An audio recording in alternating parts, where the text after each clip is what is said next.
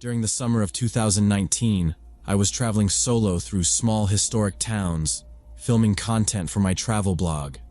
I was 26, had decent camera equipment, and thought I'd seen every kind of tourist trap America had to offer. That weekend, I ended up in this tiny town in the Midwest with a Victorian mansion-turned-museum on the outskirts. They advertised evening tours every hour until 8 p.m., so I booked the 7 o'clock slot, figuring the golden hour light would be perfect for shots. When I showed up, I was the only person there. The guide, a woman around 50 in a severe black dress, introduced herself as Dorothy and led me inside with just a flashlight. The mansion was dimly lit, half the rooms in shadow, and she explained they were having electrical issues. She moved fast, keys on her belt jingling once in a while, voice low and steady as she walked me through the foyer and past a velvet rope into the front parlor. She pointed out a family portrait, named Dates Without Looking, and tapped a glass dome over a pocket watch. Original to the house, she said. I kept my camera working on auto ISO and stayed polite because I've learned docents either love you or hate you if you film. And I needed the footage. The weird thing, little thing, was how she kept glancing at my gear bag like she was checking the brand or the zippers or something. Not curious, more accounting for it. We did the dining room with the long table and the heavy chairs, then a music room with a busted upright, and the air had that hot dust smell you get when old wires kick on. We're getting a grant for the system, she said, almost apologizing. I told her it looked great on camera, and she smiled, but it didn't reach her eyes, like someone practicing friendly. As we hit the back stairs, she stopped and said, "Do you hear that?" I said no, and she waved it off as the compressor. On the second floor, she brought me into a study with a massive desk covered in old ledger books, a brass inkwell drilled into a blotter, and neat stacks of paper tied with string. She gave me the quick spiel about the original owner being a lawyer who did something for the railroad, then looked at the hallway and winced. "Shoot, forgot to turn on the lights in the next room," she said. "Breaker box is finicky. 2 minutes." She asked me to wait there, look around, don't touch the desk. I said sure, set my tripod near the bookshelf, and started shooting the spines for B-roll. 5 minutes passed, then 10. The house settled, little clicks, a long sigh in the vents. And Dorothy didn't come back. I called out her name, felt dumb for how loud it sounded, and got nothing but a plank popping somewhere down the hall. I stuck my head into the corridor. My light pool barely reached the next doorway. The bulbs above me were dead. I waited another minute, and then told myself not to be weird. She probably got held up with some switch or whatever.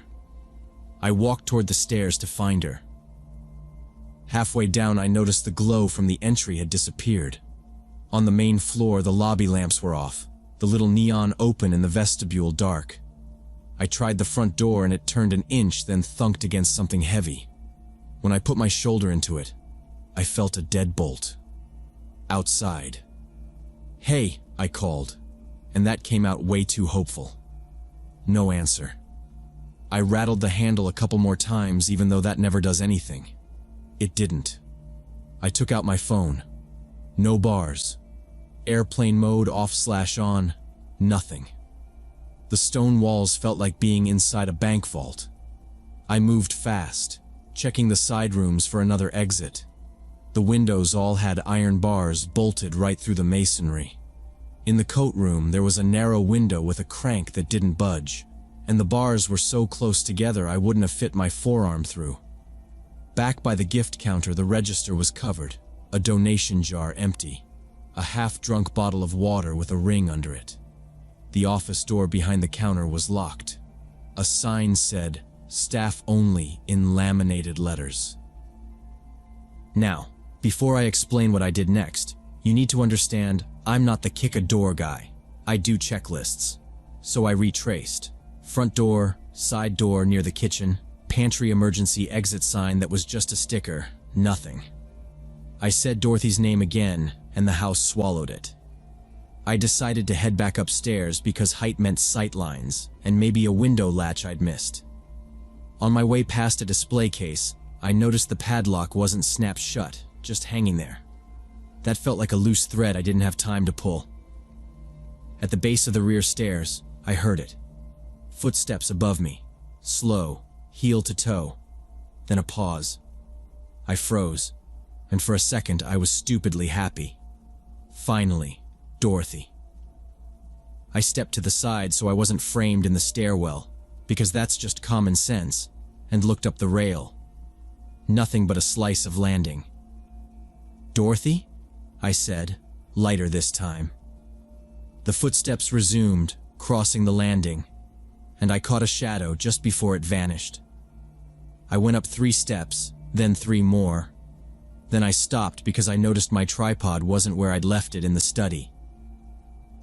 The books were the same, the desk the same, but the tripod was gone.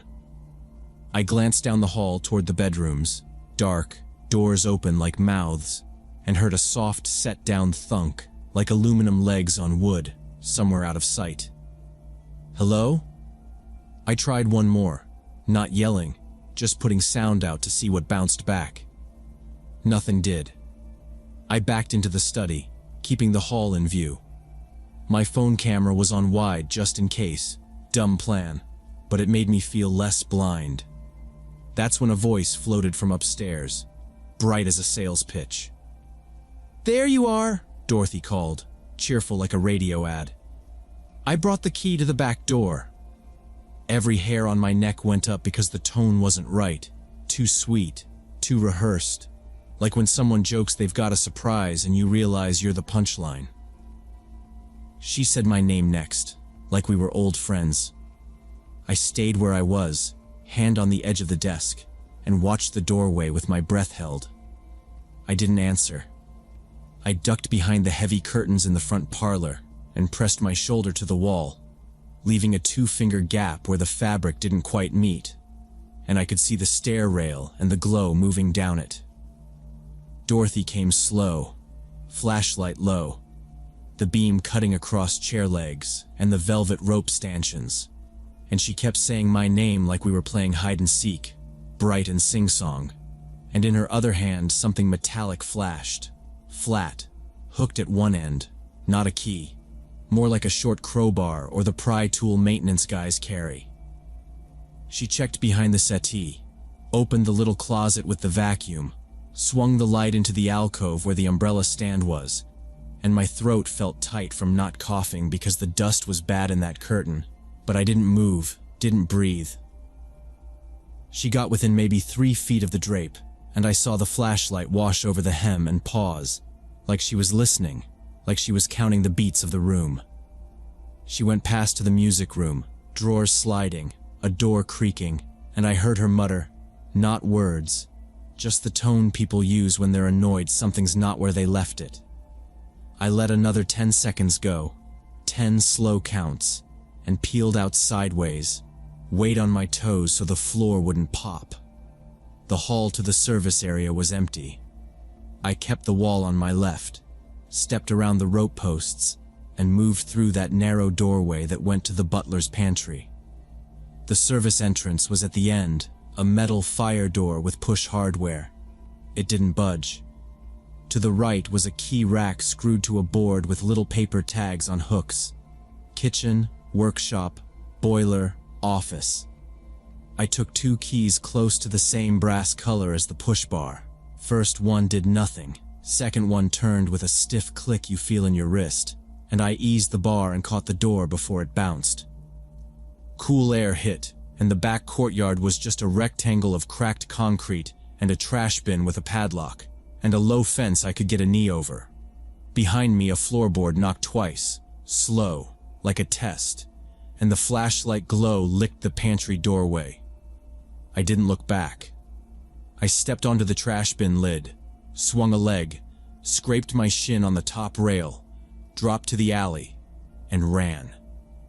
I ran 3 blocks, cut a corner at a mailbox, and found a coffee shop with the lights on and 2 baristas wiping down the counter.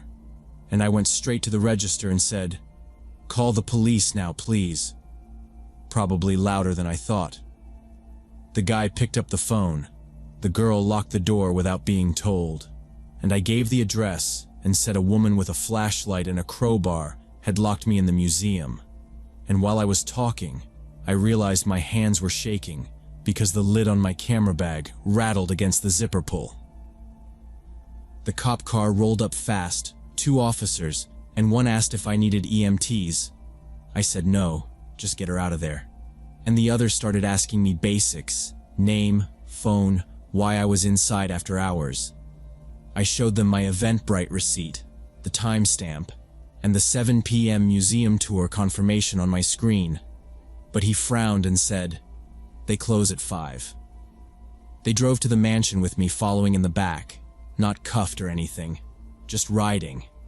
And when we pulled up, the front looked normal, porch light glowing, door shut, a little red LED blinking near the handle. The officer tried the door and the alarm panel chirped.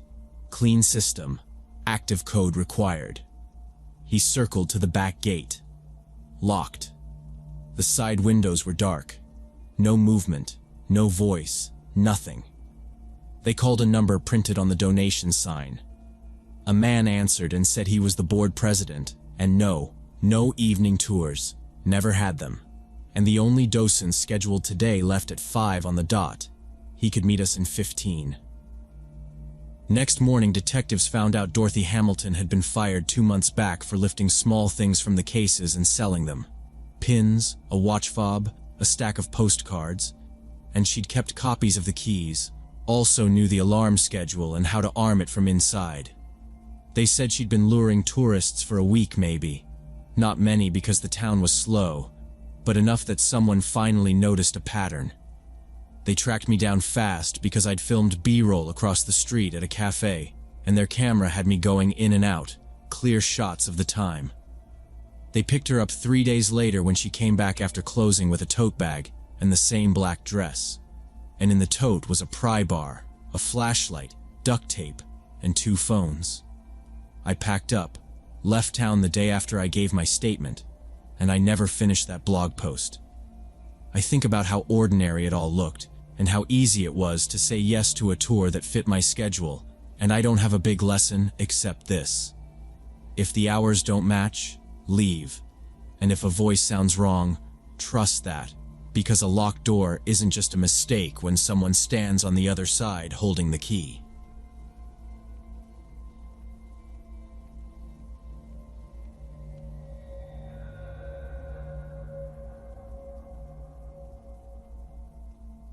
So when I was 11, this really creepy thing happened to me at a sporting goods store.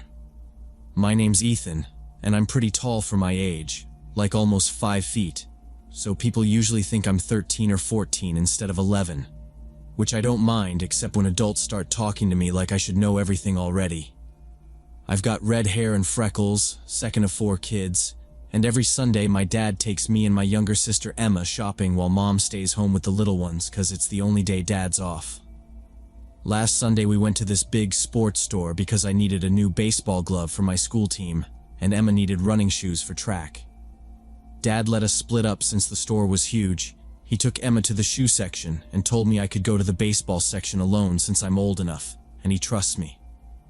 The glove displays were way in the back corner by the batting nets, stacked on these metal hooks, and I was trying on different ones, checking the pocket and how the webbing felt. That's when this woman, maybe 40, came up and asked if I needed help choosing. I said I was fine on my own, just trying to see which one closed right, but she didn't go away. She stood there with this weird smile that didn't reach her eyes, commenting on every glove I picked up like she was my coach or something. "That one's too stiff for you," and "Are you right-handed or left-handed?" And then she started firing questions, really fast. "What school do you go to? What team? Who's your coach? What's your name? Where do you live? Do you practice after school or weekends?" I gave short answers because my dad always says not to share personal stuff with strangers, so I said things like 5th grade and our school team, and I'm just looking. Thanks. She kept nodding like we were friends. I finally picked a glove that felt right and started walking toward the main aisle to find Dad. But she fell in step, talking about drills and how to break a glove in, and how she knows a kid your size who got scouted, which sounded dumb because I'm 11.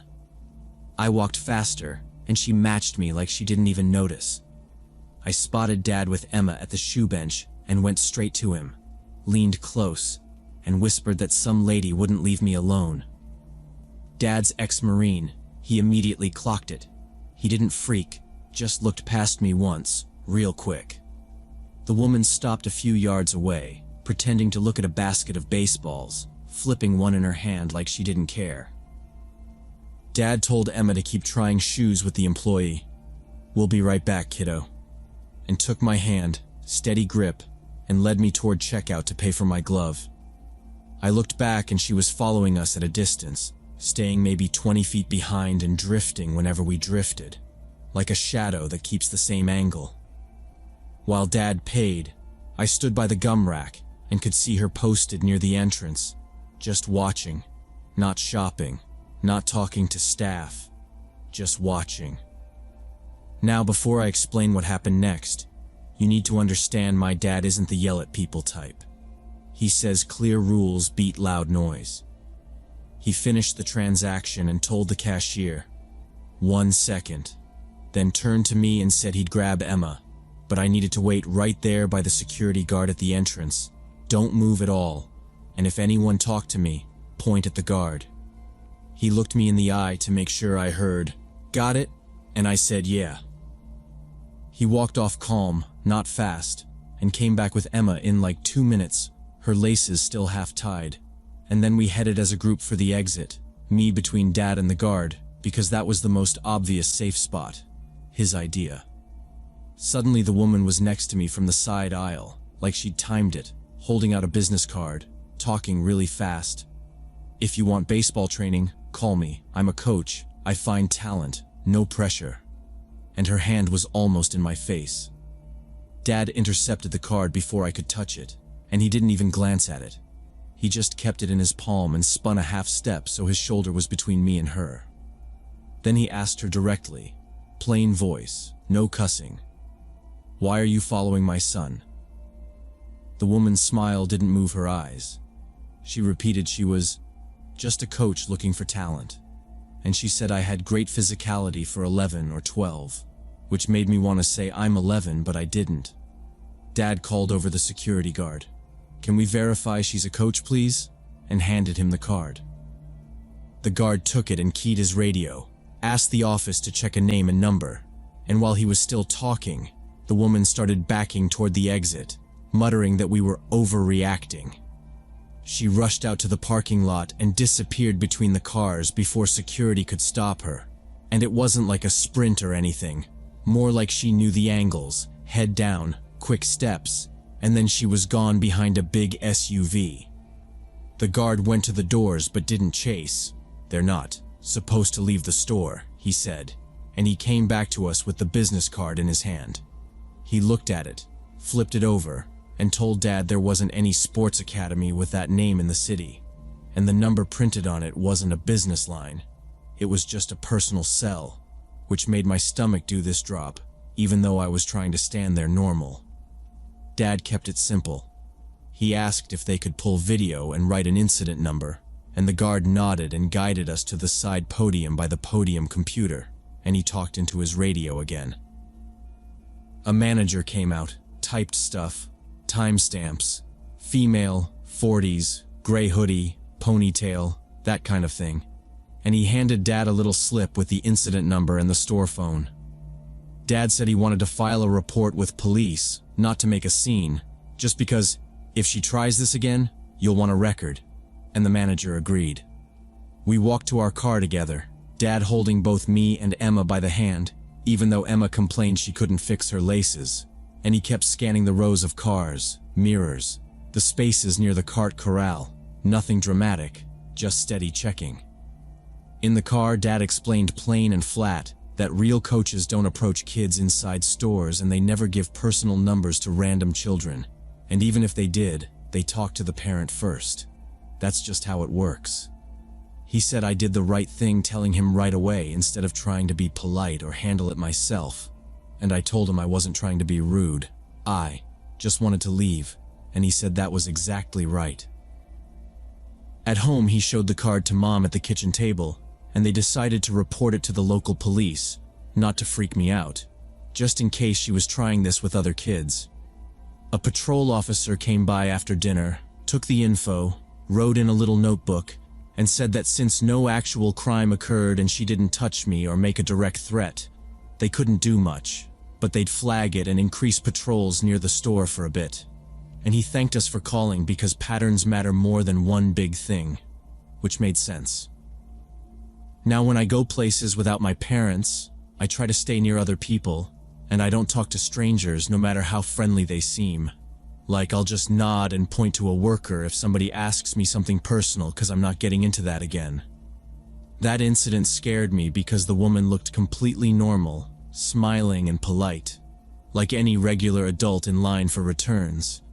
And I kept thinking if Dad hadn't been right there, what would she have said next? Or where would she have tried to lead me? And why risk that at all? Dad told me that's exactly what danger looks like most of the time, just ordinary. And the ordinary part is what gets kids to go along. So you have to treat weird questions like alarms, even if nothing else looks wrong.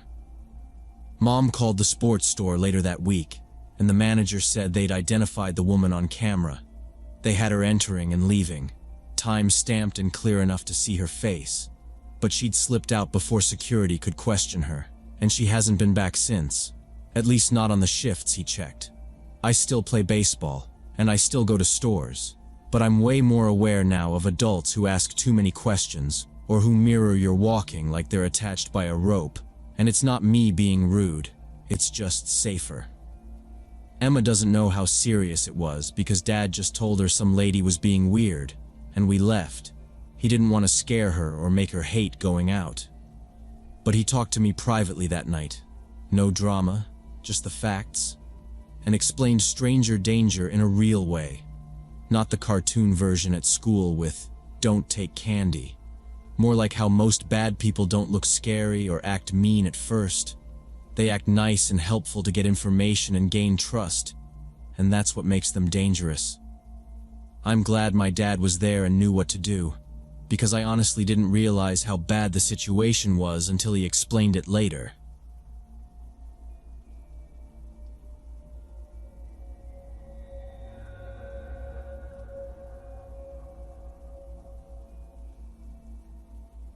Last summer, I came back from college for break and got a job doing food delivery. Spent most of my days driving around dropping off orders. I usually grabbed lunch in the university district between runs. Nothing fancy, just fast and cheap so I could get back on the road. Mid-June, I tried this new place called Boston Tea Party that had opened the week before, and this waitress Rachel served me. Woman maybe 32 with a short pixie cut and a dozen bracelets jangling on both wrists. She was super chatty, asking about school, my job, what music I was into, and I figured she wanted a good tip, whatever. But then it kept going. What year I was, where I lived, what I did for fun, question after question while I was trying to eat my sandwich and check my app for the next pickup. When I was almost done, she actually sat down across from me at my table, even though the cafe was packed and she clearly had other tables. I laughed it off, said I had to get back to runs, slid my card out so she'd take it and go. She didn't. She leaned on her elbow like we were friends already and asked if I was local or just here for the semester. Then asked if I lifted because my forearms looked strong. Not true. And I kept glancing at the counter, hoping a manager would call her back. Nobody did. I paid, tossed my trash, and on my way out she said, "You should come by on your day off." With this look like it wasn't optional. Next day I avoided that block. I told myself it was just a weird shift and not a big deal. And honestly, I forgot about it because deliveries were heavy. Apartment buzzers that didn't work. Office parks with 5 buildings sharing one address. The usual. About a week and a half later, I ended up back there because everywhere else was closed for a health inspection, and I needed something quick between orders. Rachel came straight to my table again like we were picking up from last time. She pitched hard on frequent customer discounts, said she could text me codes.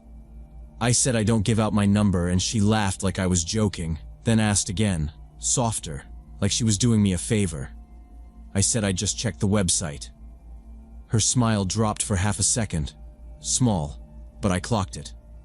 I finished fast and left. Thought that was the end of it. Couple days later, I wrapped my shift around 6 and went to the university gym where I lifted 3 days a week. Small building, card scanner up front, vending machine that only took quarters if you flattened them just right, and a short haul to the lockers. I did my usual routine: bench, rows, legs, headphones in, keeping to myself. About an hour in, I showered quick and stepped out of the locker room and saw Rachel. She was at the registration desk talking to the student worker and cutting little sideways looks at me like she was confirming it was my face. She wasn't in workout clothes, just jeans and a t-shirt, no bag, no water bottle. Clearly not there to exercise. When our eyes met, she waved big and started toward me like we'd planned to meet. I didn't wait to find out what she wanted. I turned down the hall to the back emergency exit that leads to the rear parking lot. It's one of those push-bar doors that sometimes sets off an alarm, and I figured I'd apologize later if it screamed. It didn't. I walked fast, then jogged the last stretch, got in my car, locked up, checked my mirrors. No one followed. I took 2 random turns home out of instinct, and kept watching the rear view like an idiot even though I didn't see anything. That evening, my older brother Jason was home for the weekend. He's in law school, so he treats everything like a checklist, which is great when you don't want drama, just steps. We were in the kitchen with the TV murmuring in the next room, and I told him the Boston Tea Party thing, then the discount number push, then the gym lobby. He didn't interrupt, just asked for dates, and whether I'd given her anything to contact me, no. Whether I posted my gym schedule, no. Whether she could have seen my profile somewhere public, maybe my delivery app shirt, but that's not a directory. Okay, he said. This is stalking behavior. She's probing for access, phone, routine, places you go. If she shows up again someplace that isn't her work, we document it and call the cops. He had me open a note on my phone to log time and place. If you can take a photo without engaging, do it. Stop going to that cafe. Vary your routes a little. Park under lights. If she approaches, say you're uncomfortable and want her to stop. Clear and short. Then leave. None of it sounded crazy.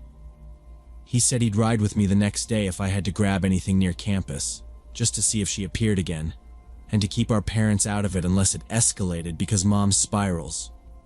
We kept our voices low, and he ended with, if she presses again, we file. Paper trail makes people back off, I agreed, but I figured maybe she'd get the hint after I literally ran away from her at the gym. I went to bed around midnight, but at 12:30, I woke up to this noise outside. Someone walking on the gravel in our yard.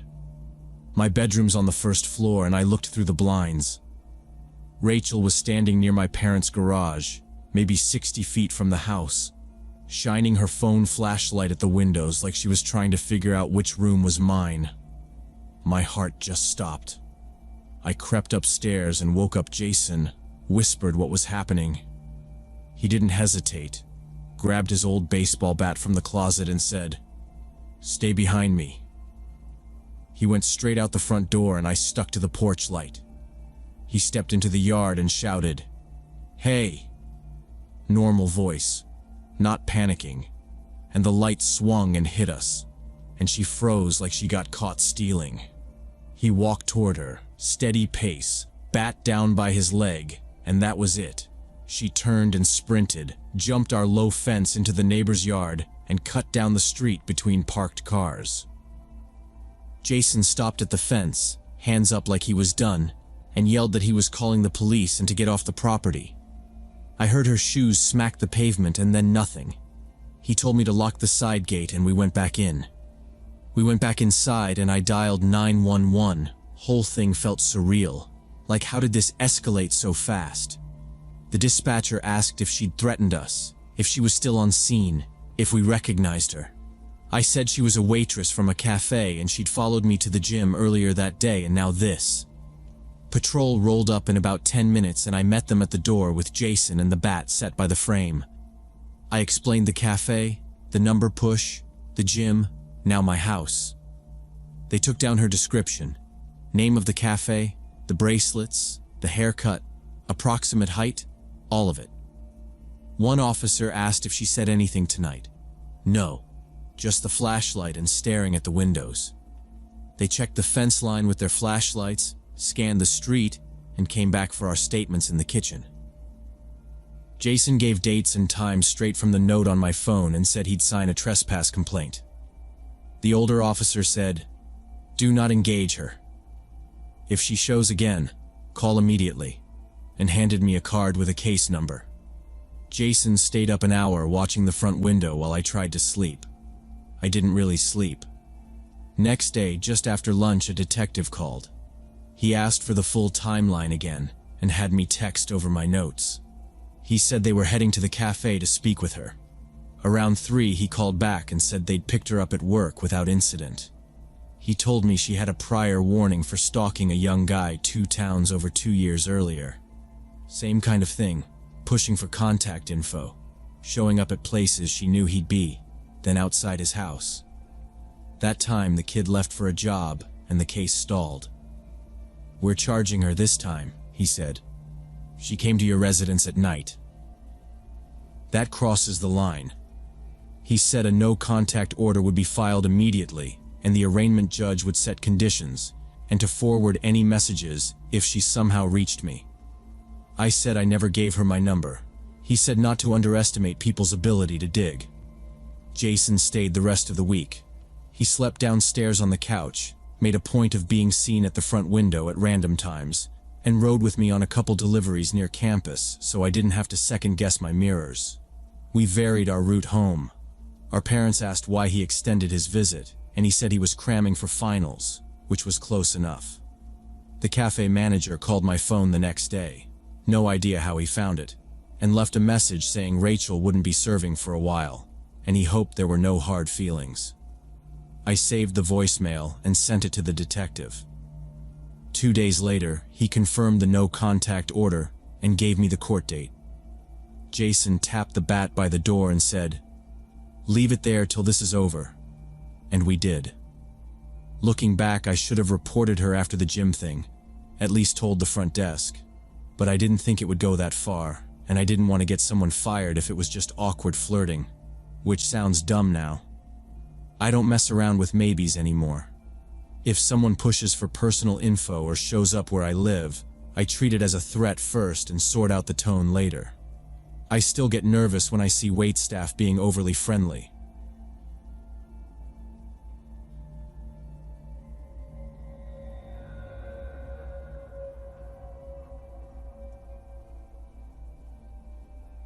So when I was 22, I got a job as a night shift attendant at a 24-hour laundromat called Wash and Go on the outskirts of town.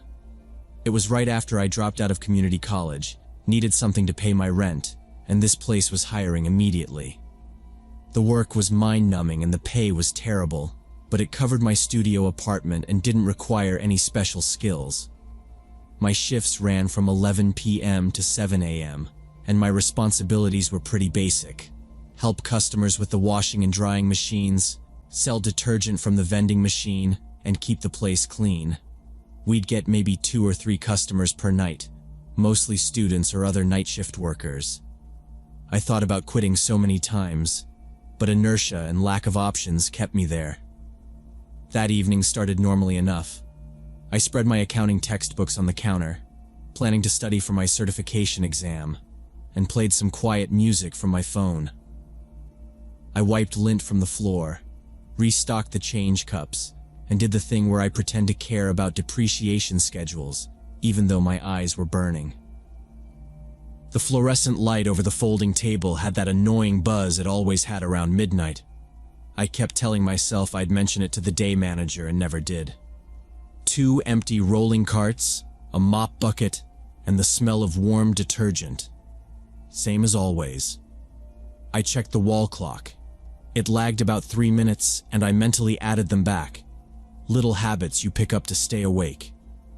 A car went past outside, slow enough to make me glance at the window, but it didn't stop. I went back to highlighting sample questions and figured the night would just melt together like usual. Around 12:30 a.m., a woman in her early 40s walked in carrying 2 large laundry bags. She looked exhausted, her hair pulled back in a messy ponytail, wearing a faded tracksuit.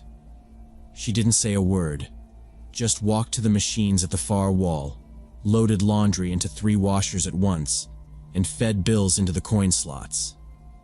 I went back to my textbooks, but kept glancing at her because something felt off. She was acting restless, walking to the front window every few minutes to look outside, then returning to the machines even though the wash cycles had just started. After about 20 minutes, she came to the counter and asked me to break a 20 into quarters for the dryers.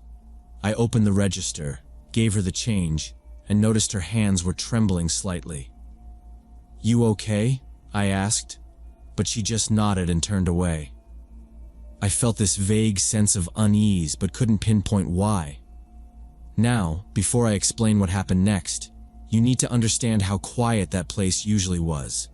No security guard, just me, a landline by the register, and a panic button that never actually worked. The owner said it was pending service for months. I wasn't helpless or anything. I kept the keys for the coin boxes on a ring clipped to my belt loop, which is honestly just how the manager showed me to do it. And that was that. The woman kept shifting her weight, glancing at the door, then at me, then at the spinning washers like she was timing something. I told myself not to be dramatic. People get weird about their laundry. I'd seen grown men argue over a dryer like it was a custody dispute. 15 minutes later, the entrance door slammed open and a tall, thin man in a dark hoodie burst in. He kept his right hand in the hoodie pocket and headed straight for the counter. "Register now," he shouted. I froze as he pulled a black handgun from his pocket and pointed it at my face. "Money from the register and the machines right now." My fingers were shaking as I opened the cash drawer. There was about $130 in bills and some loose change. I put everything in a plastic bag and handed it to him. He grabbed it but didn't leave. Instead, he ordered me to open the detergent vending machines and the coin boxes on the washers. I obeyed, using my special key to unlock the compartments and emptying the quarters into his bag. That's when I noticed the woman in the tracksuit standing by the door, calmly blocking the exit and watching everything unfold. The realization hit me like a punch to the gut. They were working together. The way she kept checking the street, the way she hovered by the door like it was her job, all of it clicked and I felt stupid for not calling it earlier. But also, what was I gonna do? Start a fight with a gun in my face? He noticed me looking at her and smirked like he was proud of the teamwork. "Smart girl," he said, and he kept the gun up, not shaking, not rushing, just controlling the room. He made me move station to station. First the soap dispenser, then the snack machine. We barely sold chips after midnight, but it still held bills. Then the softener boxes. He told me to grab every bill and every roll of quarters, and I did, because I could see he wasn't bluffing. It added up fast. 4 vending machines, then 3 washer coin boxes I popped open with the ring key. Thick stacks of quarters sliding into the bag until my wrist ached. He told me not to look at his face. I focused on his chest and the edge of the counter, and the sound of quarters hitting plastic. Meanwhile, the woman moved like she'd done it before. She yanked open the washers mid-cycle and hauled out clumps of wet clothes, didn't even flinch at the water, shoved everything into the same 2 bags she'd brought in. She was calm in a way that made my skin crawl, like this was laundry plus robbery, just multitasking. She kept one eye on the street and one eye on me. When he said, "We're done," She looped the straps over her shoulders and shifted so she was squarely in front of the door, and he said, "Face the wall. Count to 100. I did it. I pressed my forehead to the cold tile seam and started counting out loud because he wanted to hear it. And I listened to their footsteps, fast, coordinated. Then the door, the heavy spring squeak, a slam, and a car engine turning over hard and going. At 62, I stopped, because what if they were still there? But it was quiet, except for one lone dryer thumping a shoe someone left inside. When I turned around, the place looked wrong in tiny ways. One change cup tipped over, the counter drawer still open, the floor splotched with washer water, and a tiny child's t-shirt, pink with a faded unicorn, jammed under the lip of a machine like it had been kicked in the rush. I hit the panic button anyway. It lit up, but I didn't trust it. Then picked up the landline and dialed 911. I gave the address, the description, the direction of the car, eastbound, and then I slid down against the counter and hugged my knees just to keep them from shaking out from under me. And I waited. Patrol pulled up in 12 minutes. 2 officers, 1 older, 1 young, and they came in with hands on their belts, not dramatic, just scanning. I told them right away about the gun and the direction of travel and the quarters, and the older one asked, "Any customers before them?" I said no. They split up. One took my statement at the counter, while the other checked the back room and the tiny restroom for anything dropped or stashed. I showed them the t-shirt, the open machines, the bag hook where I kept the keys. They asked about cameras. I pointed to the 2 domes, front door and over the counter, and the young one called it in for evidence pickup. We watched the playback on the little monitor in the office. You could see her arrive first, circle, then him storm in gun out. Easy ID on the hoodie logo and his walk. I signed the property loss list. $130 from the till, approximately $300 in quarters, some candy machine cash, and they bagged the panic button to note it worked. 9 days later, a detective named Alvarez called me on my lunch break.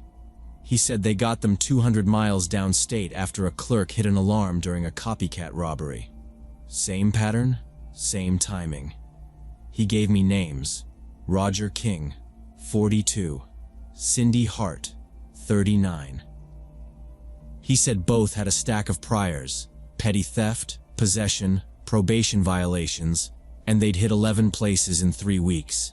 Laundromats, car washes, a motel coin room, even a rink concession stand. Twice they went hands-on with employees who tried to shut a door on them. A clerk got a broken wrist. Another needed stitches. Alvarez asked me to confirm IDs from stills. I did. The ponytail and the hoodie matched. He said the DA would be in touch if they needed me, and that was kind of it. 3 weeks after, I wrote my resignation on a sticky note and handed it to my manager during shift change, and I took a daytime job shelving at a bookstore for less money, but better sleep, and people who whisper instead of scream, and I tell myself that's the trait I wanted anyway. Sometimes I replay the way her hands shook when she asked for change, and I wonder if she was scared too, or just wired from whatever they were chasing.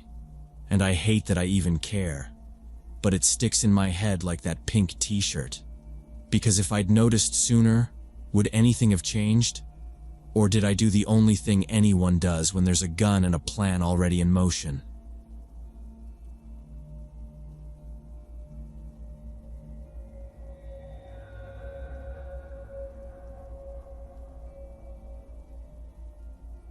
So back in fall of 2022, me and my friend Rachel were doing this photography project for our college class. We were both at Portland Community, studying photojournalism, and we needed shots of abandoned places. Rachel was the kind of person who never backed down from anything. Fearless, protective, always first through the door. She died last winter in a car accident, and I think about her every single day. This story is about the time she literally saved our lives. There were 5 of us total. Me, Rachel, and 3 other students from our program named Brandon, Tyler, and Sophia. We decided to shoot at this old psychiatric hospital called Crestview, about 30 miles outside the city.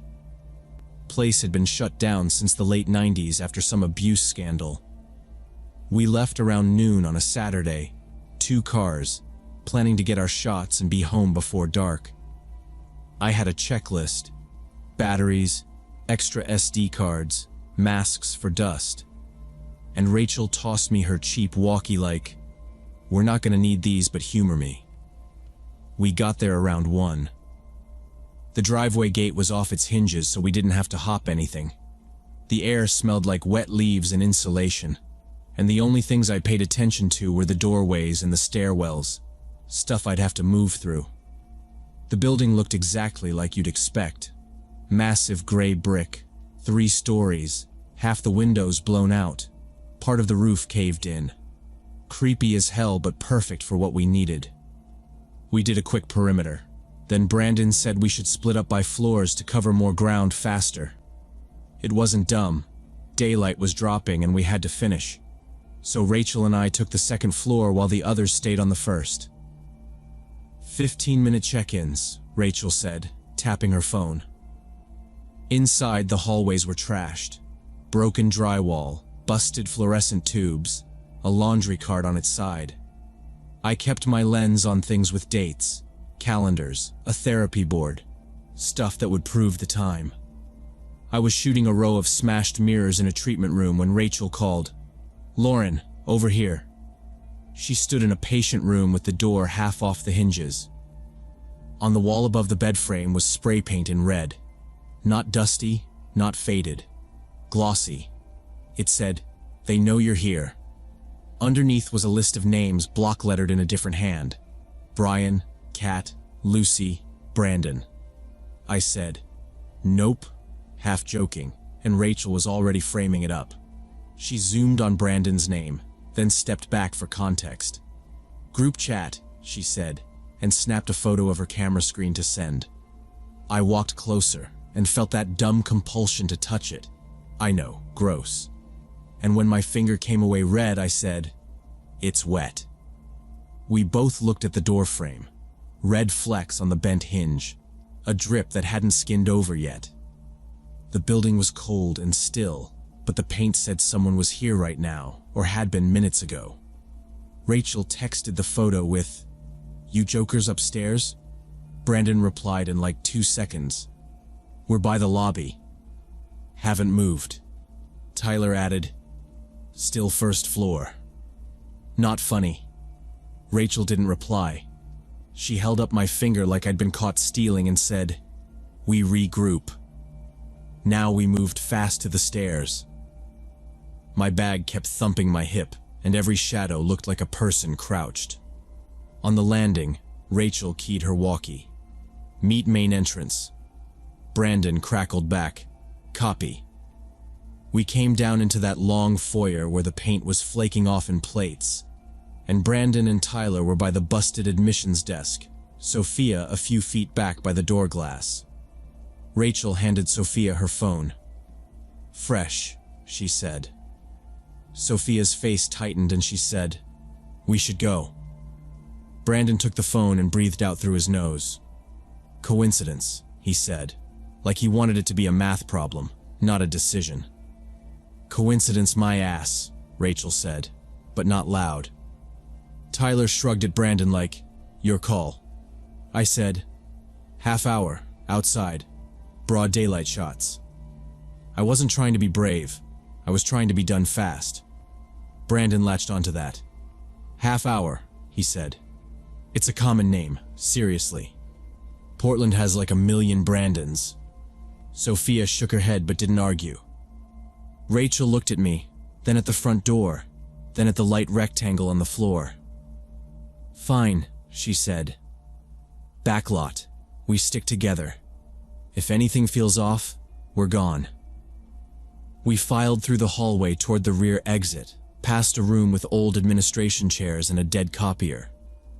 I kept thinking about that drip not skinned over, how fast paint dries, how I had no baseline for that, and I hated that I was doing the math while walking toward an unknown.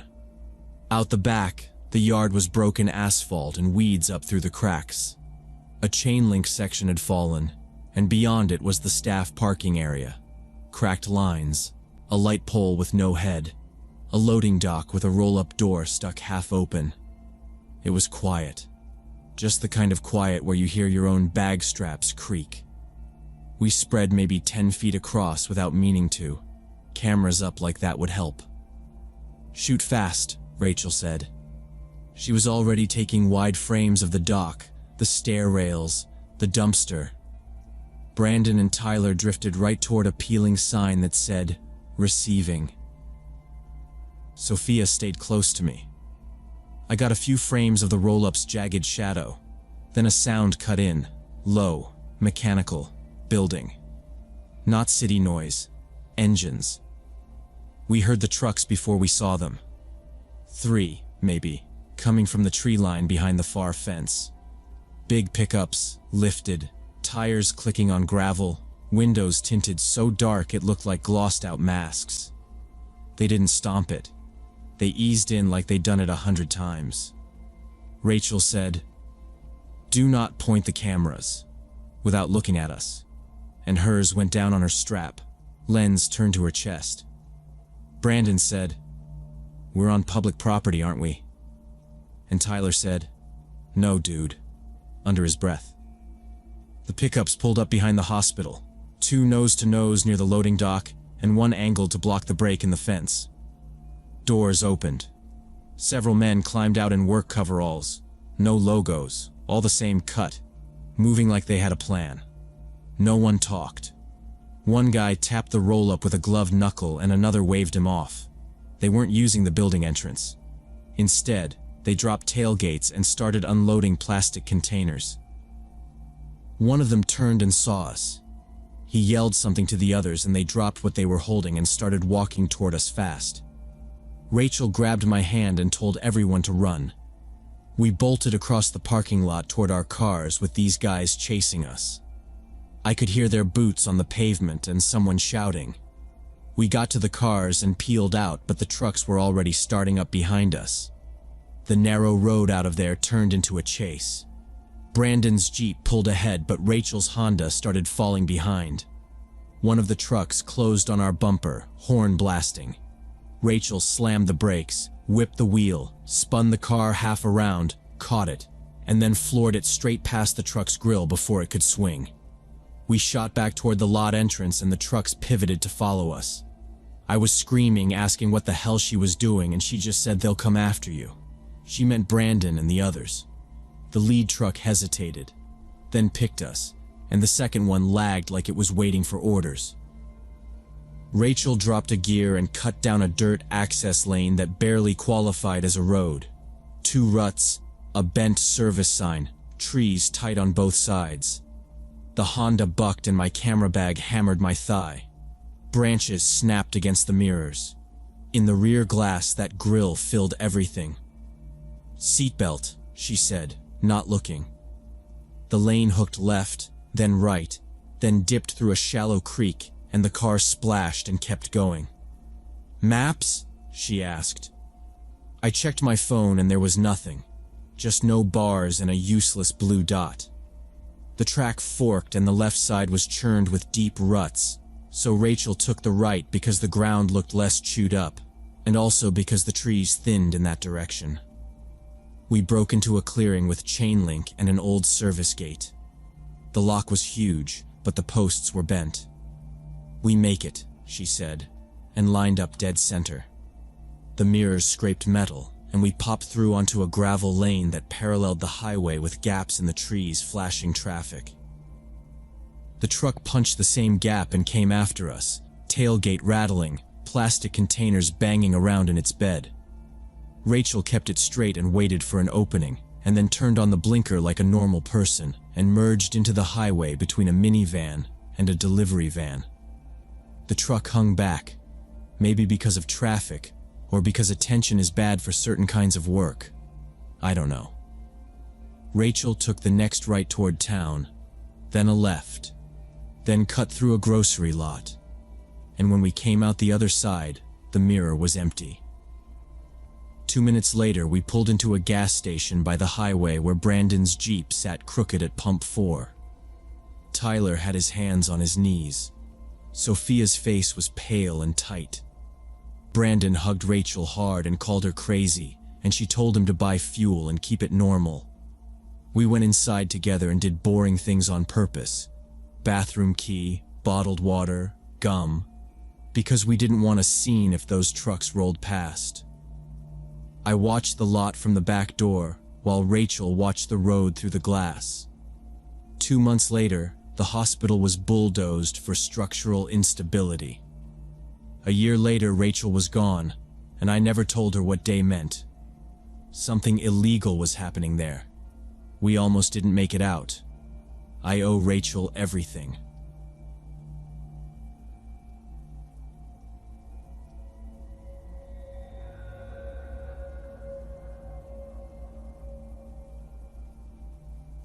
During my junior year at this private boarding school, I started getting these anonymous threatening letters. The first one was folded inside my locker like it belonged there.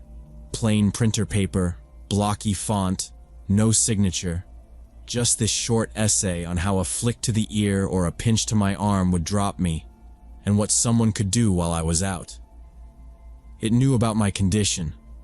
My pain threshold is basically non-existent, and if I get a sudden sharp pain, I faint. And that wasn't a secret. The nurse knew, and my roommates knew, and it was in my file for staff. I took it to the dorm supervisor with my hands shaking, and she read it, frowned, and said it was probably a mean prank. Without proof, there's nothing to do, she told me. Like I should keep it quiet so I didn't attract more attention. I asked if they could at least check camera footage near the lockers, and she said those cameras weren't monitored like that. I walked back to my room trying to decide if I was supposed to pretend none of it happened or file it away like evidence, so I did both. I hid the note in a folder and tried to act normal. 2 days later, little things were off. My history binder a little crooked, my shampoo cap not fully closed, and I kept telling myself I was being dramatic, but it felt like when you put your key down and someone breathes behind you. I stopped lingering after dinner. I showered at weird hours. I braided my hair tight because the letter mentioned grabbing it. Now, before I explain what happened next, you need to understand that I wasn't trying to be reckless. I told the nurse. I told my roommate. I copied the note. But the weirdest part was how normal everyone else acted, like I was the only one who could hear a clock ticking. In class, I sat near doors. In the dining hall, I kept my back to the wall because that felt like doing something. It didn't help much. Every small laugh sounded like it was about me, which I know is dumb. But the whole place started to feel smaller, like I was walking inside a set of rules that didn't apply to whoever wrote that letter. A week later, another note slid under my door while I was at breakfast, which meant someone knew my schedule. This one read like a lab report, talking about stimulus and response times, latency to syncope, controllable variables, neat little paragraphs that sounded like someone doing homework on me. It used my full name and student ID. I walked it straight to the headmaster and didn't sit down. He scanned it, sighed like he'd been waiting for me to finish so he could already say no, and went. Without the sender's name or witnesses, there's not a formal process to initiate. He suggested maybe it was jealousy from other girls or an intimidation attempt. He told me to change my locker combo and be more careful. I asked for staff to do random hall sweeps or for my door lock to be checked, and he said maintenance could look next week. On my way out, his secretary asked if I wanted a peppermint. The school shrank after that.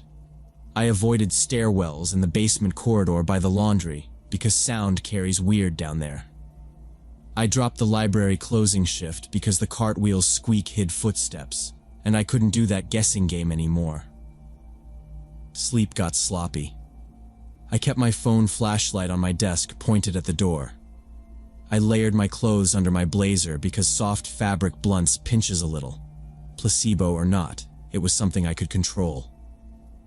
The nurse, who knows my chart by heart, asked whether I was hydrating and I said yes, and didn't mention the second letter because last time I did nothing happened except I got told to relax. My grades slid, and my chem teacher wrote focus on a quiz, and I wanted to laugh, like sure, I'll go focus in a hallway where someone knows exactly how to make me hit the floor. My roommate started asking if I'd walk her to the vending machines, which sounds sweet, except it meant she was scared too, and neither of us said why. I found myself rehearsing what to do if I felt that sharp snap of pain. Sit, elbows on knees, chin down, breathe through it. Because if I went out cold in an empty space, that was exactly the window they'd planned for, right? A month after the first note, the third one was waiting on my desk when I came back from chapel, placed dead center on my notebook like a gift. It was brutal in a very specific way. It broke down how to exploit my condition for an assault, how sharp pain could prime compliance, how a wrist twist could drop me for 60 to 180 seconds. What to do with those seconds? Then it swerved into my family and my pets with details that weren't public. My brother's bus stop, the road my mom takes to work, my dog's name. I sat down so I wouldn't literally pass out from panic and give whoever it was exactly what they wanted. I took a photo, put the note back in the folder, and walked to the headmaster's office again. I didn't yell, but my voice went flat. I said, "This is escalating. This includes my family, and if anything happens to me or them, it's on this office." He said, "I hear you. Hands up," then said policy required a general response before any targeted action. That afternoon, he held an assembly and did a general "bullying is unacceptable" speech without naming anything. He didn't say there were threats, didn't say a student with a medical condition had been targeted, didn't ask for tips or names. He read a policy paragraph and stepped away from the mic. People whispered and glanced at me anyway because news moves faster than policy. And when I walked out, a couple of the popular girls were smirking like it was free entertainment. Everyone knew the athletes had their mean rituals, and everyone knew nothing ever stuck to them because trophies look good in brochures. I asked my dorm supervisor again for a lock change and she said, "Maintenance is backed up." I asked a teacher I trusted if there was anything she could do, and she said to keep documenting and stay with friends. I did all of that. I did everything they told me, and I still felt completely powerless and betrayed by the people who were supposed to protect me. Final straw came in the locker room after gym class. I was changing fast because I'd started doing that. Shirt off, shirt on, don't linger. When hands clamped my shoulders from behind and pinned my traps, hard, like someone knew exactly where to press. Pain flashed and my legs went loose. I yelled and spun and my knees slammed the bench. By the time I caught myself on a locker, the far door was swinging. I heard laughter in the hallway. Not loud, just that mean little burst you recognize because you've been on the wrong side of it before. And I knew right then it wasn't bluff talk anymore. It was a plan. I threw on my shirt wrong side out and grabbed my bag. I went straight to the nurse. She checked my pulse, asked if I'd blacked out, wrote shoulder tenderness, bilateral on the form. I told her they hit pressure points, and she actually nodded like that matched something she'd seen, which made me want to sit down, but I kept moving. I asked her to take pictures of the marks with the school camera, because timestamps matter if anyone ever pretends they care. She did. I took the printouts and the third letter and walked to the headmaster's office and didn't wait for an appointment. He looked at the photos, then at me. "Do you know who it was?" "Number. Any witnesses willing to sign?" Laughter outside the door, I said, and names I could guess, but I wouldn't lie. He repeated that locker rooms are difficult environments for surveillance, and there are camera blind spots by policy. He said he regretted I felt unsafe, and that the letters were still just letters, and that education, not discipline, was the standard first step. I said, "Someone put hands on me." He said, "I'll speak to coaches." I called my parents from the courtyard because I needed people who didn't answer to him. I read the third note out loud, line by line, and described the grabs step by step. My mom went quiet and said, "Pack a bag. We're coming now." My dad asked me to copy everything twice. That night the four of us sat in his office again, and my dad pushed a folder onto the desk, tabs, dates, photos, and said, "We're removing her." Today the headmaster kept circling, without concrete evidence, like the phrase could end the conversation.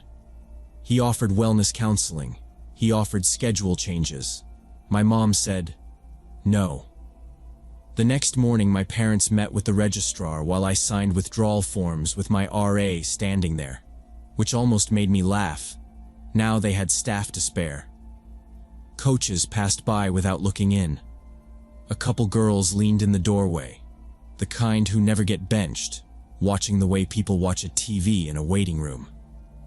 The headmaster shook my hand and said he regretted how I had perceived events. I said, "The letters were instructions," and he blinked, and that was the end of it. We loaded my stuff into the car in 3 trips. No one stopped us. Homeschooling wasn't a plan we had sitting around, but we made it work because the alternative was staying where I was a project for someone.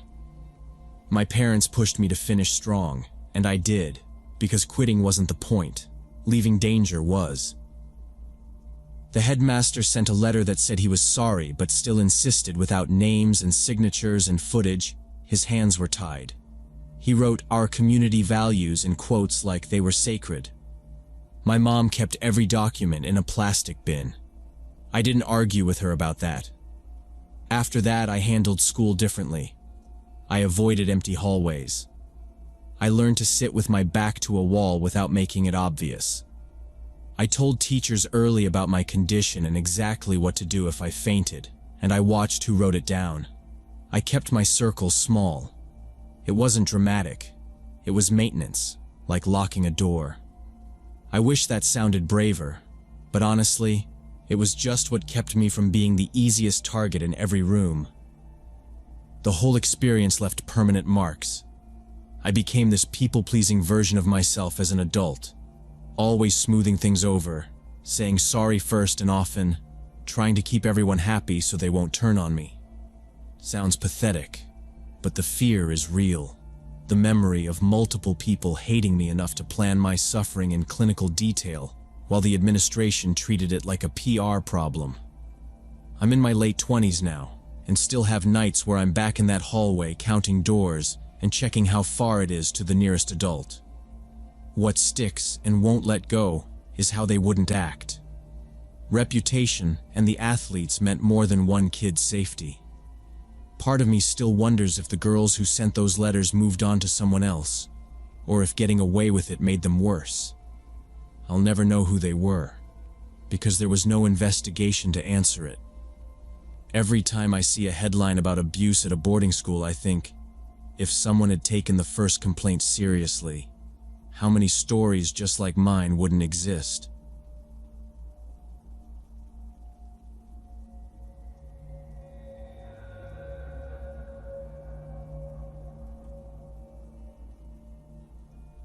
So when I was 22, I was living in my first solo apartment, a tiny studio on the first floor of an old 3-story building in the college district.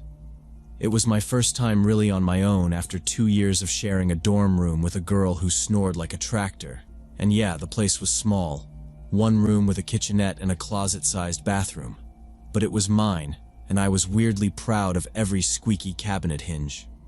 I bartended nights at a place on Main Street 4 nights a week, Tuesday, Thursday, Friday, Saturday, and crammed in sociology classes during the day, so my schedule was like stacked, but manageable.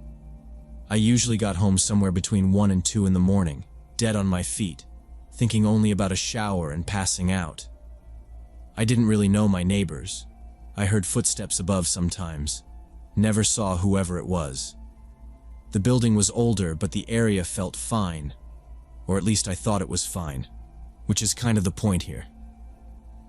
That Thursday in mid-October, it was cold and raining, the kind of misty rain that soaks you anyway, and my shift ended around 1:30. I counted tips, told the cook goodnight, pulled my hoodie up, and jogged across the slick alley to my car on the back lot. The drive home is like 4 minutes, tops. I parked where I always did behind the building and went up the exterior metal stairs to my door, first floor, but the landing's raised a bit off the ground so you're not directly at street level. And I was digging in my tote for keys, thinking about how my socks were wet, when I noticed the door was open a hair.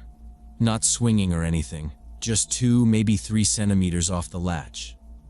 I knew I'd locked it that morning. I always yanked it twice. It's one of those sticky older locks that need a firm turn.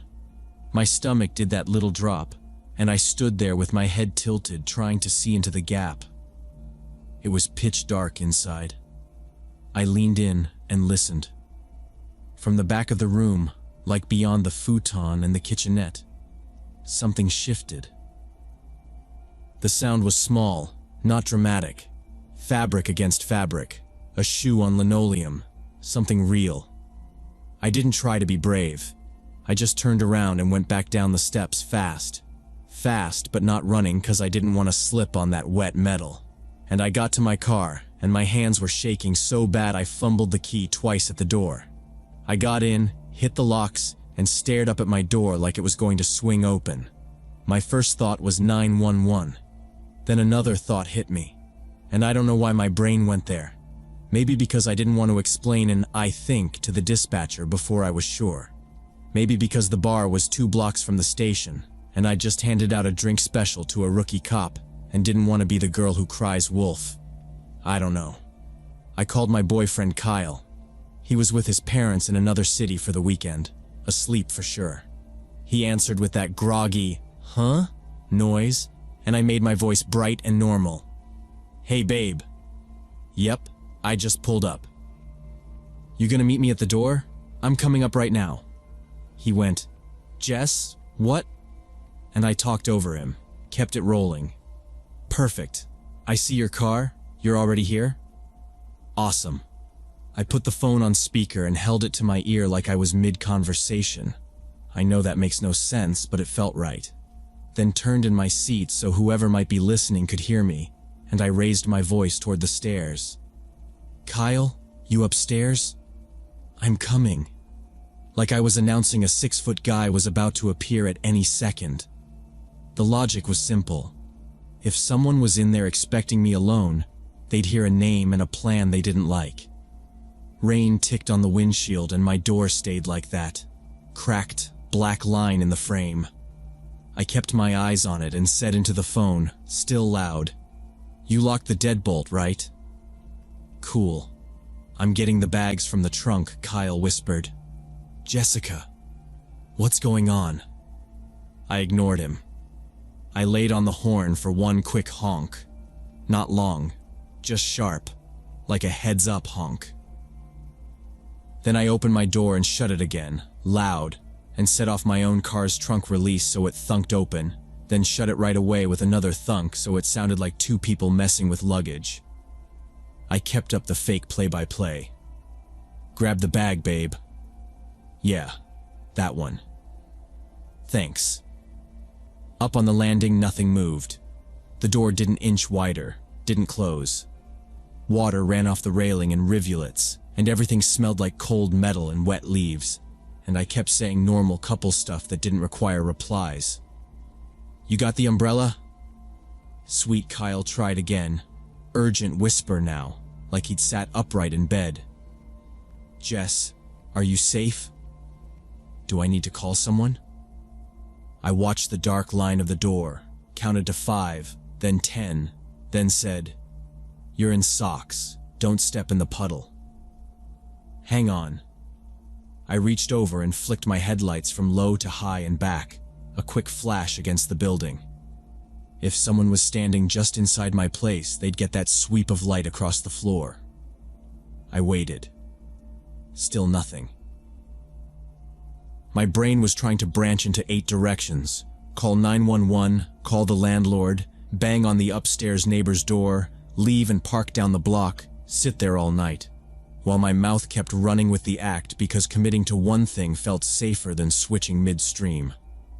"Yeah, I see you," I said, loud and cheerful, staring at the darkness. The rain quieted for a second, like it thinned, and I heard something inside again, a soft scrape. Not loud. Not a mouse either. I gripped the phone tighter and raised my voice one more notch, making sure the words carried up the metal steps. "Kyle, I'm coming up now. You at the door?" Kyle was whispering what was going on, but I ignored him. Right then, I heard a crash inside, like a chair scraped and fell, and quick footsteps, hurried, clumsy, like he'd snagged on something. A couple seconds later, my door flew all the way open, and a figure in a dark hoodie burst out, hood up, head down. Tall, skinny. He didn't look at me, didn't even glance toward the lot. He bolted up the stairs past my landing, not toward the parking side but the other direction, where there's an access cutout to the neighboring roof if you hop the rail. He vaulted the railing, landed hard, and vanished into that narrow gap between buildings. I sat frozen in the driver's seat with the phone still to my ear and Kyle yelling, "Jessica, what's happening? Are you okay?" I took one breath, got my thumbs to work, dialed 911, and told the operator flat, "Break-in. Unknown male fled. I'm in my car with the doors locked. I'm safe." She told me not to enter. Keep visual if I could. Hazards on. Wait for the patrol. I repeated it back because that helped. Don't go in. Wait. I watched my open door, watched for movement and kept saying "yes, ma'am," while Kyle was asking if I wanted him to call his dad, retired firefighter, wrong jurisdiction, and I told him no, stay on, don't hang up. I gave cross streets, described the hoodie, said he went toward the roof gap. The operator asked about weapons. I hadn't seen any, and if I could see anyone else? No. It was all rain and a black rectangle where my life was supposed to be. The cops rolled up in 8 minutes, lights only, no siren, 2 units boxing the alley. 2 officers did a quick clear on the stairwell and the landings while a third stood by my bumper asking me to repeat it all. They went into my place, guns out, flashlights slicing around. I stayed by the car like I was told. After a minute, one officer called out, "Clear," and waved me to the foot of the stairs but said, "Don't touch anything." Inside, nobody. The bathroom window was wide open, latch turned, screen propped against the wall like someone set it there on purpose. I never opened that window, ever, 'cause it faces the gap and the hinges squeal. And I said so, and the officer jotted it. Nothing obvious was missing. My wallet was still wedged in my tote. My laptop was still under the futon. No drawers dumped out. The only thing out of place was a chair tipped over by the table. They checked the sill and said there was damp grit and partial shoe marks on the tile like someone stepped from the tub area. One officer leaned out the bathroom window and looked at the drainage pipe that runs down the brick. He said you could climb it if you were dumb enough and desperate enough. Another officer asked if I knew anyone who'd have a key. No. And if there were issues with X's? No. They dusted the latch and the knob, bagged the screen. They said a detective would be in touch and to stay somewhere else tonight if I could. I went to my friend Amber's couch because I wasn't going to test my luck. The next day, detectives canvassed the building and the block. Turned out the guy upstairs, mid-20s, I'd never seen him, matched what little I'd seen. Multiple neighbors had seen him in that exact hoodie, and one guy smoking out back saw someone jump from our roof area around the same time. Midday, they picked the upstairs guy up on a warrant check after he came outside to argue with the landlord about noise. Apparently, he did that a lot. At the station, according to the detective, he started rambling about needing to get his property back, something that fell through the ventilation into my unit. There is no shared ventilation like that. The detective said he was off, maybe high, maybe both. They held him a few days, then released him on his own recognizance because he hadn't taken anything and hadn't laid hands on anyone, and the bathroom window latch was old and didn't show clean pry damage. The DA would review, but it was all technical. I asked about a restraining order, and they gave me the process and a pamphlet. I changed my locks that afternoon anyway, and put a cheap bar on the door. A week later, I boxed my stuff and moved out without waiting for the end of the month. Lost the deposit, didn't care. I don't rent first floors anymore, and I always add a second deadbolt.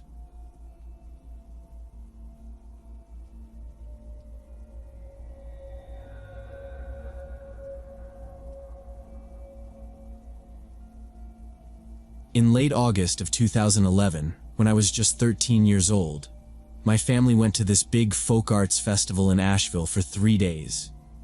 We were staying at a motel right next to the convention center where everything was happening, and we spent our days watching craftspeople work, buying handmade stuff, and trying all the local food vendors. On the second evening, I talked my parents into letting me see this free folk theater show in a huge tent on the festival grounds while they took my little brother back to rest at the motel. The tent was only like a 5-minute walk away, so they agreed I could come straight back after the performance ended around 9. I watched the whole show and started heading out with everyone else, but halfway to the exit I realized I'd left my sweater on the wooden bench. I turned back into the mostly empty tent, found my sweater right where I'd left it, and went to leave through the same door I'd come in. When I pulled on the handle, it didn't budge, and I realized someone had already locked it from the outside. I tried knocking and calling out, "Hey, hello, still in here?" But all I heard was the distant clatter of someone rolling something across pavement, and then nothing. I stood there for a second, listening, and decided I'd just find another way out because it was a festival, not a prison. I wasn't too worried at first because the tent was massive and I'd seen all the actors leaving toward the back, which meant there had to be some kind of staff exit in that direction. I cut across the rows, stepped onto the low stage, and went behind the curtain, where it got quiet and echoey, and I threaded my way between set pieces, costume racks, and boxes of props under these dim work lights. At the very back, I found this narrow gap between stacked crates that led to a metal door with a sign that said, "Staff Exit," and I pushed it open expecting to see the parking lot. Instead, I stepped into this long concrete hallway that looked like it belonged in a warehouse, with just one flickering bulb way down at the end. I walked to the end and found a wooden door that opened into what was clearly a storage room, filled with metal shelves, rolled up carpets, broken chairs, and random junk. My phone had died earlier in the day, so I couldn't call my parents, and I was starting to panic because this definitely wasn't a public area, and I had no idea how to get out. I tried to go back the way I came, but when I pulled on the corridor door, I realized it had locked automatically behind me and only opened from the hallway side. I tested another door, just a dark closet full of cables, and then stood still long enough to hear faint voices somewhere to my left. I told myself to just keep moving toward people. Keep it simple. Don't cry. Don't make it worse. The storage room had 3 different doorways, and I picked the one where I could hear faint voices echoing, thinking it would lead me to people who could help me find my way out. I went through a couple of rooms filled with old festival equipment and electrical stuff, until I heard footsteps getting closer. This woman came around a corner wearing a denim jumpsuit and an orange construction hard hat, carrying a tablet like she was doing some kind of inspection. I felt this huge wave of relief and quickly explained that I'd gotten lost trying to leave after the theater show. She frowned and asked how I'd even managed to get back here because this entire section of the building had been closed off for renovations for the past 3 months. I apologized and said the tent's front door was locked and I took the staff exit. She nodded like that made sense and said, "Okay, there's a shortcut. I'll get you outside," and turned to lead the way. I followed because I wanted out, And also because those voices I'd heard were fading the other direction, and I wasn't trying to wander deeper alone. We cut through another storage bay, over a rubber cable strip that crunched under my sneakers, and into a darker corridor that sloped a little, away from the festival noise. I kept up, hugging my sweater, and said, "My parents are at the motel right next door, just to put that out there." And she said, "Cool, we'll get you there," in this flat tone.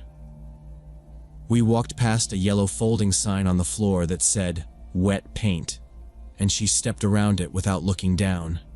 And that's when something felt off, because she wasn't actually looking at the tablet in her hands, and she kept glancing around nervously, like she was checking to see if anyone was watching us.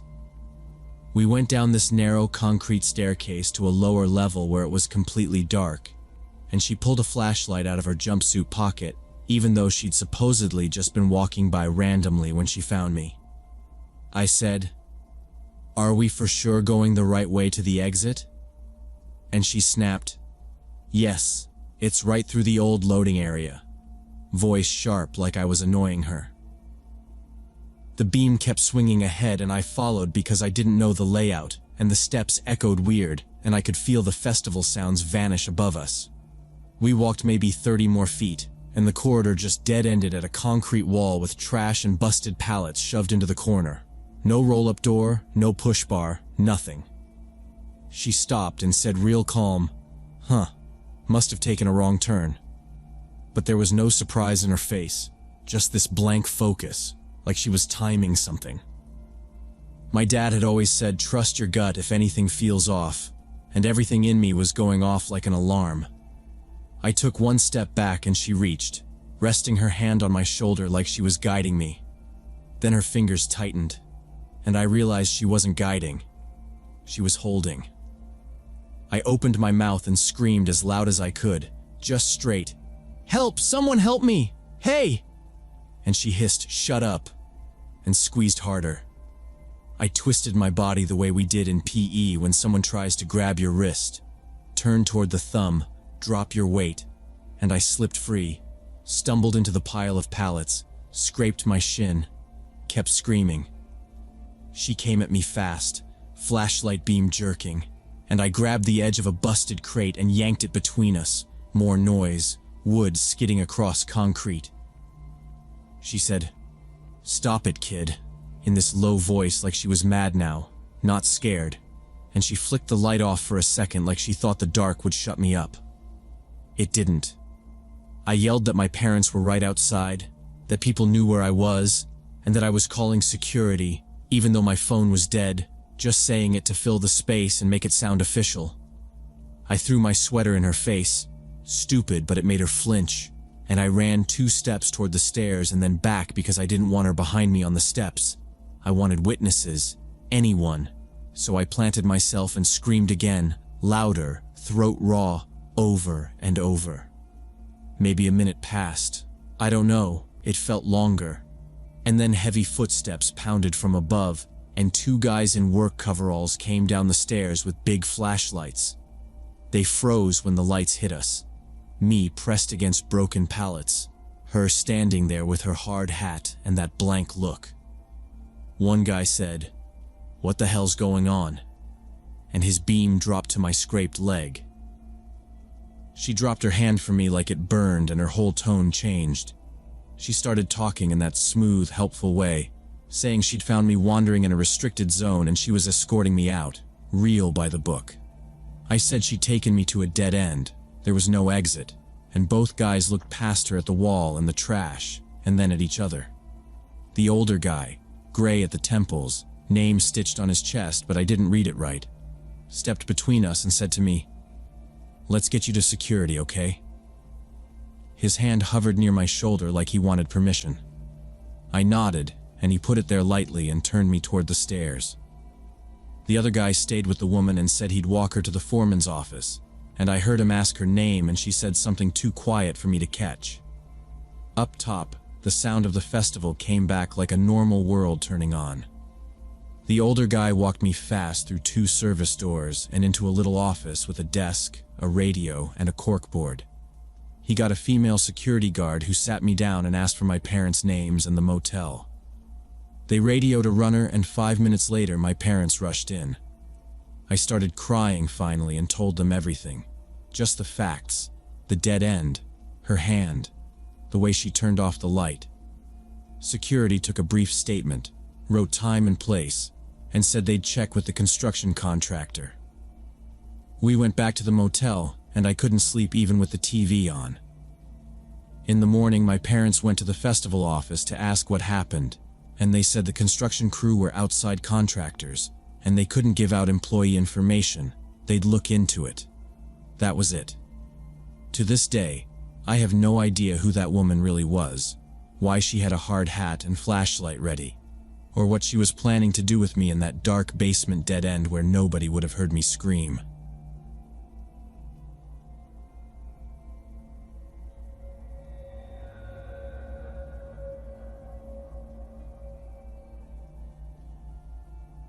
When I heard the metallic scrape of the roof hatch opening from inside, I knew someone had been in my camper while I slept. That sound was impossible. I was alone on this construction site, 50 miles from the nearest town, and I always locked that emergency hatch from the inside. But let me go back to the beginning of that Wednesday evening.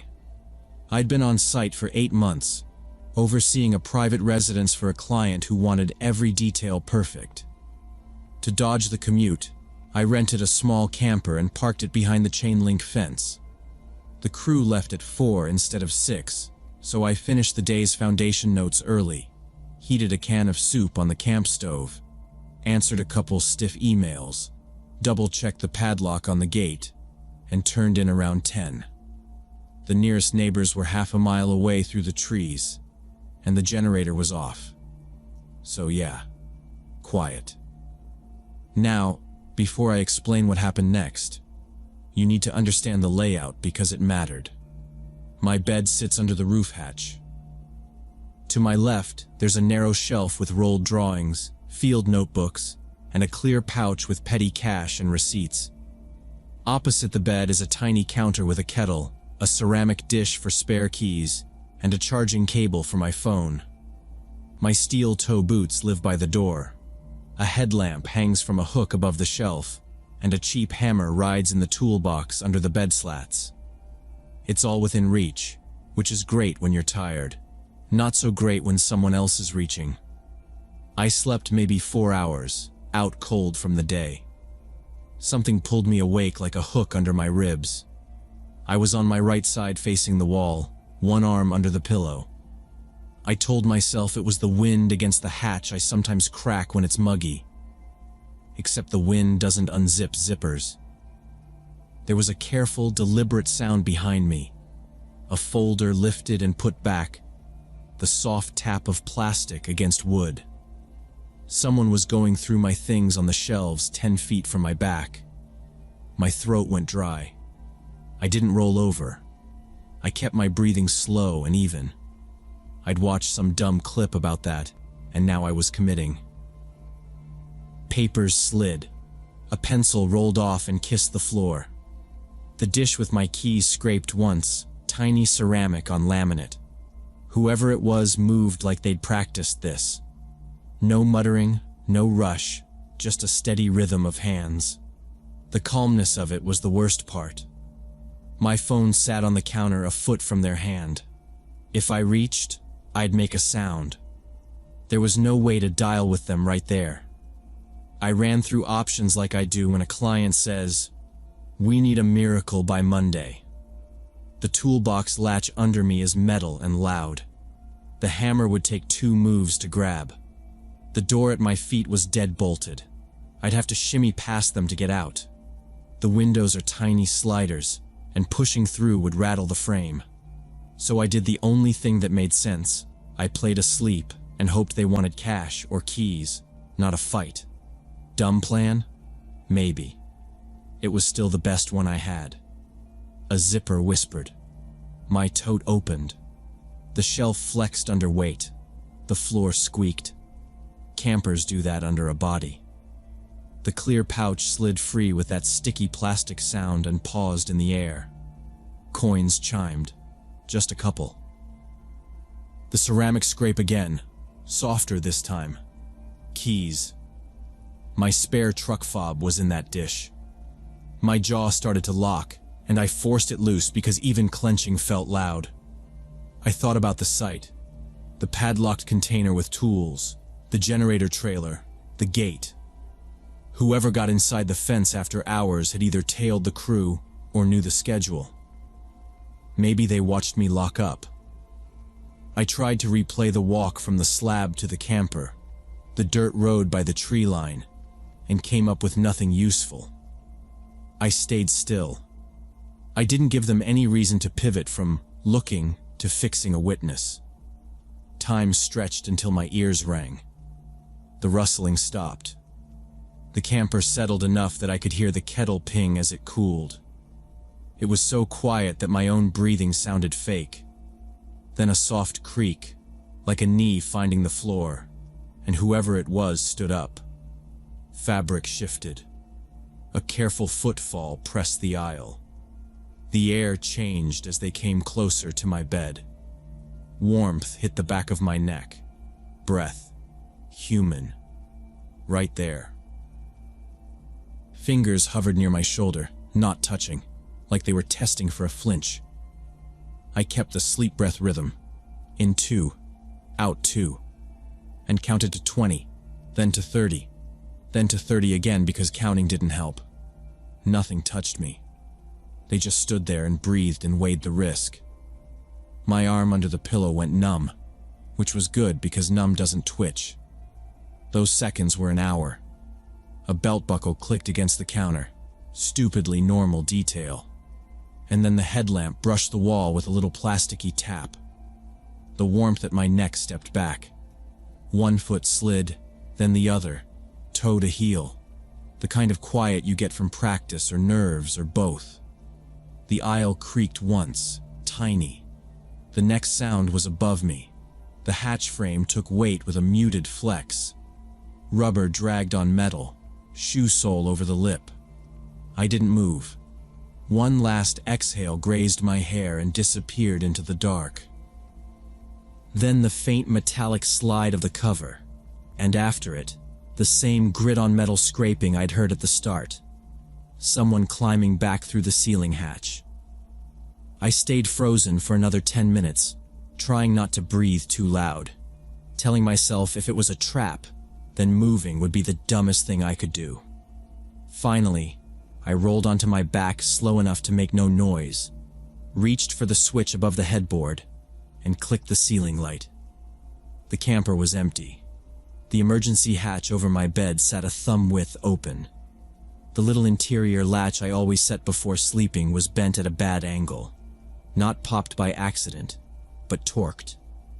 The gasket had fresh scuffs. Whoever came in had levered the lock from outside, probably with a flat bar, and used the built-in ladder rungs to come down into the aisle like they've done that before. I stood up too fast and felt my knees wobble, so I grabbed the counter and did inventory. No drama, just facts. My laptop bag was gone from the hook by the shelf. The tablet I kept charging on the counter was gone.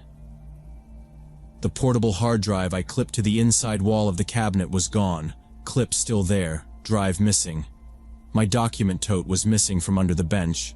That one hurt because it had signed contracts, spec sheets, site logistics, and a handwritten card with the corporate cloud access codes I used in bad service zones. Everything else sat exactly where I left it. Wallet with cash still in the cup holder. Phone still on the counter. Headlamp on its hook. Boots by the door. Kettle on the cold burner. I checked the hatch again and lifted the screen to look at the roof. A faint smear of dirt and a single shoe print on the metal. Nothing dramatic. I shut the hatch, forced the bent latch home, and shoved the toolbox under it just in case. Then I locked the door and called 911 with a steady voice I had to fake. They said a patrol was en route, but it could take an hour or more out here. I sat on the floor with my back to the cabinet, hammer across my thighs, and stared at the door seam like it could move. Every noise outside sounded like feet, even the trees popping as they cooled. I stayed put. The cruiser rolled up after 1 in the morning. Doors opened. 2 flashlights cut through the fence. "Ma'am?" a male voice called, and I answered through the door before unlocking it. They cleared the interior with a quick look, then went methodically. One photographed the bent latch and the marks on the hatch frame. The other took a list while I pointed at empty spots. They dusted the counter and the shelf anyway, more for process than hope, and stepped outside when I mentioned the roof entry. We followed their beams around the camper and across the scraped dirt to the far fence. About 20 yards down from the gate, they found the cut wire mesh, not torn, not sloppy, but clipped clean and folded back. On the ground beneath, clear footprints where somebody had crouched, the tread showing tight parallel lines. One officer measured the gap and said, almost to himself, "Knew what they wanted, came light, in and out." They swung their lights toward the tree line but didn't go in. It was black and steep, and that wasn't going to turn up anything at night.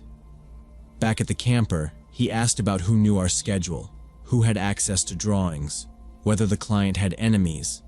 I gave the short list. Vendors, 2 spurned bidders, the neighbor who hated trucks. He said, "Look, I'm not saying this is movies, but blueprints for a place like this. It happens." And his partner nodded and wrote, "Possible industrial" on the report. Their working idea was simple. Somebody wanted copies, either to undercut or to plan something later. They filed the case number, told me to change all access and call IT first thing, and warned me to stay somewhere with other people until I could secure the camper.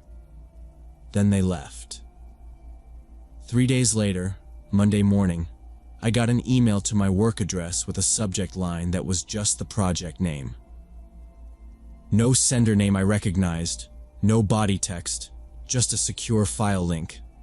I opened it on a company machine with IT on the phone because I'm not an idiot, and the folder contained every blueprint and spec we lost. Unchanged names, organized the same, versions through last week, nothing else. No ransom note, no demand, no signature. The laptop and tablet never turned up. The drives on them were encrypted, but still, gone. The data was back. I changed every password, we reissued codes, the client paid for a security review, and I moved to a motel 15 minutes down the highway and checked in under my initials. I still think about how close they were. The inch of air over my neck. The way they skipped the cash and took only the brains of the job, and then quietly gave it back. And I don't know if that was conscience or strategy, or just a message that they could walk in again if they wanted. But either way, I decided I'm never sleeping alone on a site again.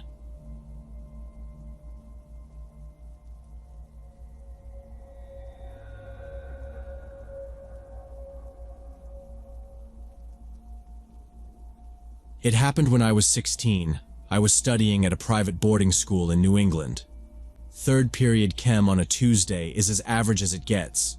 Fluorescent lights, the hum of the fume hood, Mr. Harris doing his dry covalent bonds or friendships joke again. I felt that sudden bathroom need that hits out of nowhere, raised my hand, he nodded like he always did, and I grabbed the hall pass. The hallway outside was that echoey empty that schools get during class. Old wood floors, glass trophy cases, the long corridor that runs past the library and the stairwell down to the main office. We were in this half-renovation phase because the gym roof had leaked the month before, and some construction company had guys around all week. That's why I didn't think twice when I saw the guy with the camera at the far end by the big window. He had one of those tight polo shirts with a little triangle logo on the chest, looked corporate, and a lanyard with a plastic sleeve I couldn't read from where I was. He was taking photos out the window like 100 in a row, machine gun shutter, and when I walked by, I gave him a nod. He turned, smiled, not overdoing it, just kept shooting. I figured, okay, contractor guy, maybe insurance wants progress pics or whatever, and I kept moving. I went into the second floor boys' bathroom. Did what I needed to do. Washed my hands fast, paper towel, in and out. It couldn't have been 2 minutes because I didn't even bother checking the mirror. My hair was already a lost cause. And when I stepped back into the hallway, that guy was still there. Only he wasn't aiming at the window anymore. He had the camera tilted down and was zoomed in on his live view. And on that tiny screen I saw the first floor principal's office door. The glass panel with the gold letters, perfectly framed from above, like he'd found that angle before. It pinged something in my head because, why photograph a door? And from here? I didn't ask, because I was 16 and you mind your own business, right? And I started back toward Chem. I was halfway when the PA crackled, and Mrs. Brandt's voice came on. Not her usual sing-song either. Attention, all students and staff, immediately. Proceed to the nearest classroom and lock the doors. This is not a drill. I stopped dead, then turned to double time it back to Mr. Harris, and that's when I saw the camera guy coming my way fast, the lanyard swinging, his smile gone. He said, "Hey kid, come on, hurry up." And he gestured like he owned the hall. I froze because the tone wasn't right. It wasn't calming, it was rushed and sharp, like he was late for something and I was in his way. He closed the distance quick, that camera still in his hand, and did this half-crouch like he was about to shepherd me. "This way," he said, pointing past me toward the back stairwell. "Let's go." He ran up closer and said he was from the security company, taking me to a safe place. I knew all three of our guards, Bill with the beard, Kenny who always smelled like mints, and Ms. Alvarez who ran drills like we were the Marines, and this guy wasn't one of them. Also, security guys don't carry DSLRs around during a lockdown. "I'm going back to my class," I said, already angling to slip past him. He reached out and clamped a hand on my shoulder, thumb digging under my collarbone in that firm way adults sometimes do when they're trying to move you without making a scene, and said, "No, with me, quickly." His grip was strong enough that I felt it in my teeth, and my stomach did that drop because none of this matched the script we'd been taught since 7th grade. I twisted hard the way our wrestling coach taught us in PE. Hand over, step through, shoulder roll, thank you Coach Nolan. And the guy's fingers slid off my shirt. I bolted, full sprint, sneakers thudding, backpack slapping my spine, and he came after me immediately. "Stop!" he yelled. "I'm trying to help you!" He was breathing hard and fast, the camera banging against his hip on its strap, and I didn't look back again because I didn't need to. I could hear how close he was. The hall felt twice as long as before. I counted doors, storage room, Latin, faculty, and cut left at the water fountain toward Chem. The PA repeated the message, "This is not a drill," and a door somewhere ahead clicked shut. I hit the chemistry door with my palm, pounding, "It's me! It's me!" and yelled, "Mr. Harris!" Because we get taught not to say names, but saying his name felt faster than anything else. Behind me, the guy's footsteps stuttered like he tried to slow down, like he didn't want whoever opened the door to see him right on me. "Open!" I shouted, slamming the metal with the side of my fist until my knuckles stung. I heard the lock turn. The door cracked an inch, chain on, and Mr. Harris's eye flashed through. "ID," he said automatically, the way he was trained, and I shoved my card at the gap with my shaking hand. The footsteps behind me closed in, and I felt more than saw the camera guy raising his free hand like he was going to lay it on me again, and I blurted, "He's not security," because I needed that out of my mouth fast. Mr. Harris unhooked the chain in one motion, yanked the door wide, grabbed a fistful of my sleeve, and hauled me in. Mr. Harris opened the door, pulled me inside, and immediately closed it. He stopped a few yards from the door like he was listening, 10 seconds tops, then turned and ran the other way. Mr. Harris slid the deadbolt, killed the lights, grabbed the wall phone, and said, Security. Harrison Chem. Student pursued by unknown adult male, claiming security. Request immediate response. Everyone stayed under the benches like we practiced. I pressed against the cabinet and gave him the fast details. Polo with a triangle logo, blank lanyard sleeve, camera in his hand, late 20s or early 30s, average height. We waited.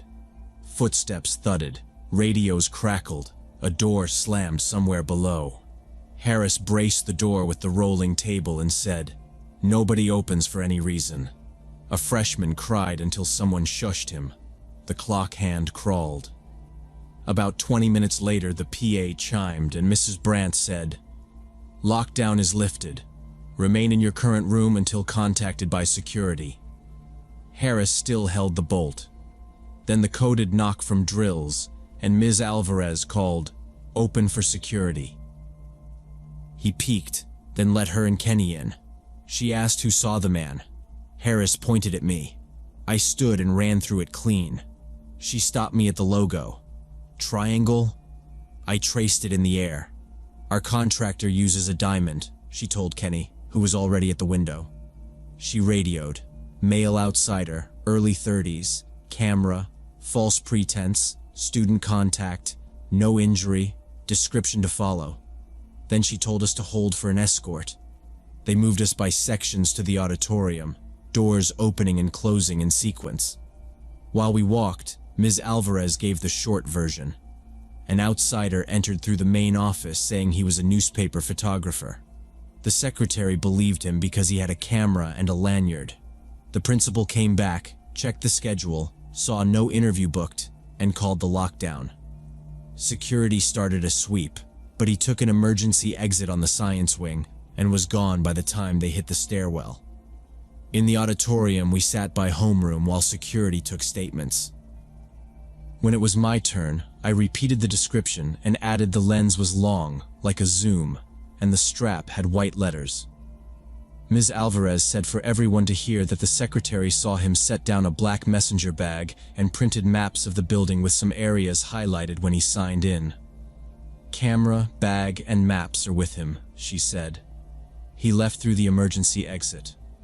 After that, they released us by classrooms and told teachers to hold students until the final sweep. By last bell, they still had not found him. A rumor said a backlot camera caught him pushing the exit bar and cutting to the street. They did not show us the clip, just told us to avoid side doors and wait for dorm staff. What he was planning stayed unclear. I got told I did the right thing by not going with him, and the school tightened access after. Door alarms, stricter sign-in, no exceptions. What sticks with me is what he photographed. The principal's door, windows, empty hallways at fixed angles. It felt like reconnaissance, checking lines of sight and timings, and we cut it off. Police later said he might have been casing the school for a robbery or worse, and they never caught him. I replay the choice. If I had trusted him and followed, where would he have taken me, and what was in that bag besides the camera? I graduated 2 years later and still wonder who he was and what he wanted.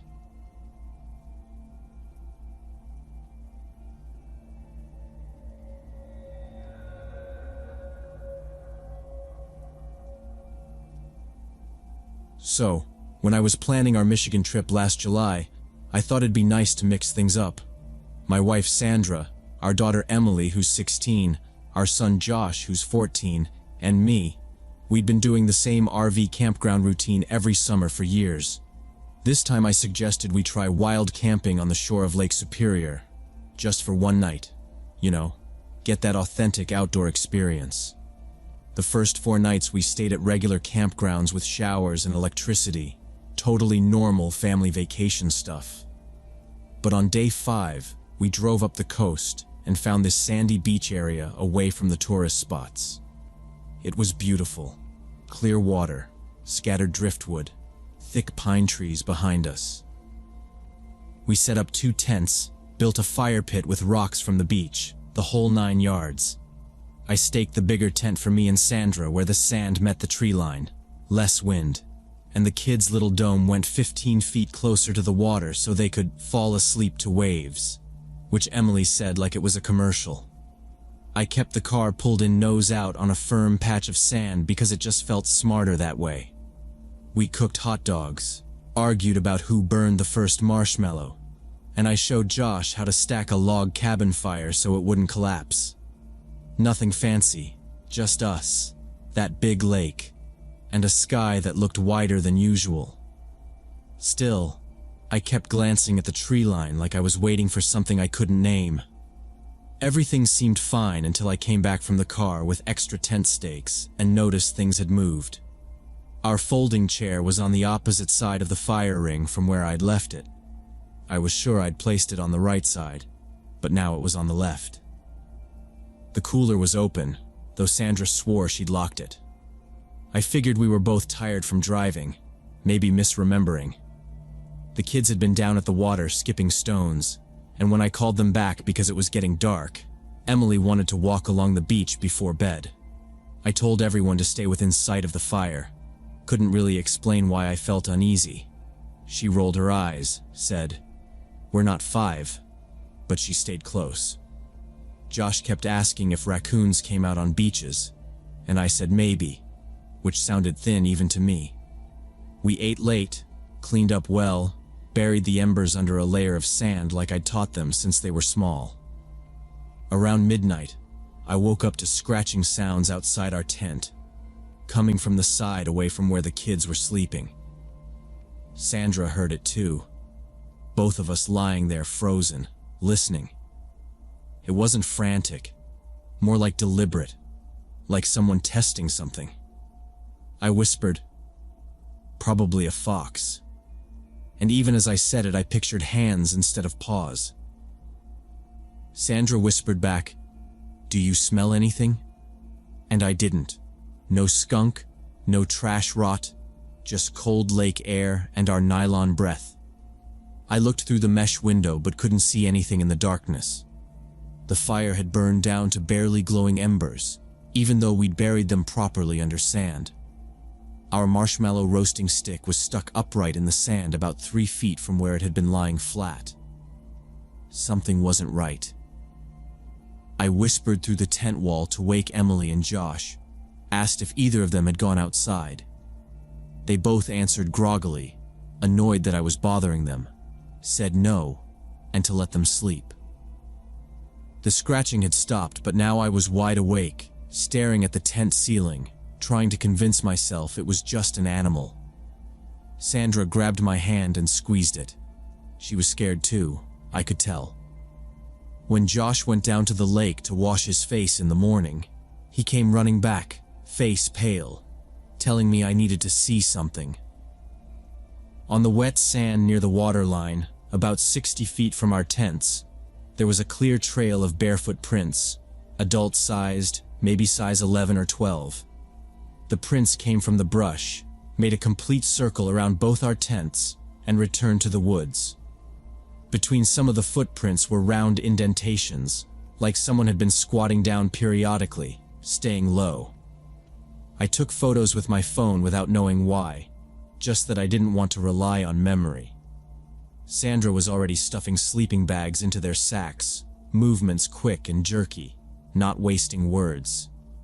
The kids picked up on the tension, stopped asking what the plan was, just watched our faces and moved faster.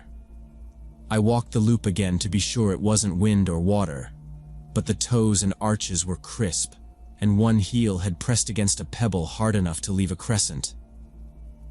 Whoever it was had knelt where our chair got moved, and outside the wall where we'd heard scratching, which turned my unease into action. I followed the trail with Josh, while Sandra broke down the kids' tent, and Emily rolled pads tight with those rubber straps. Up close, the toes dug in like someone trying to stay quiet, and the stride didn't wander. There was a spot where the prints angled right up to the kids' tent, 2 round knee marks beside them. Then they resumed toward the fire ring. Josh said, "Is this a prank?" And I said, "Not funny if it is," because I couldn't sell a softer answer. I checked the cooler latch, and there was damp sand ground into it like wet hands had tried it after we'd turned in. The roasting stick was still upright where I'd seen it, and smaller toe marks fanned around it like somebody had been crouched there. I told Josh to help his sister, took a few wider shots that showed the loop out of the brush and back in, and said, "We're packing and we're leaving." Now, before I explain what happened next, you need to understand how fast you go from vacation to evacuation when your family is exposed on an empty beach. I ran a checklist I didn't know I had. Food sealed, knife accessible, keys in my pocket, phone at 60% with 1 bar, spare key stuck in the magnet box under the driver door.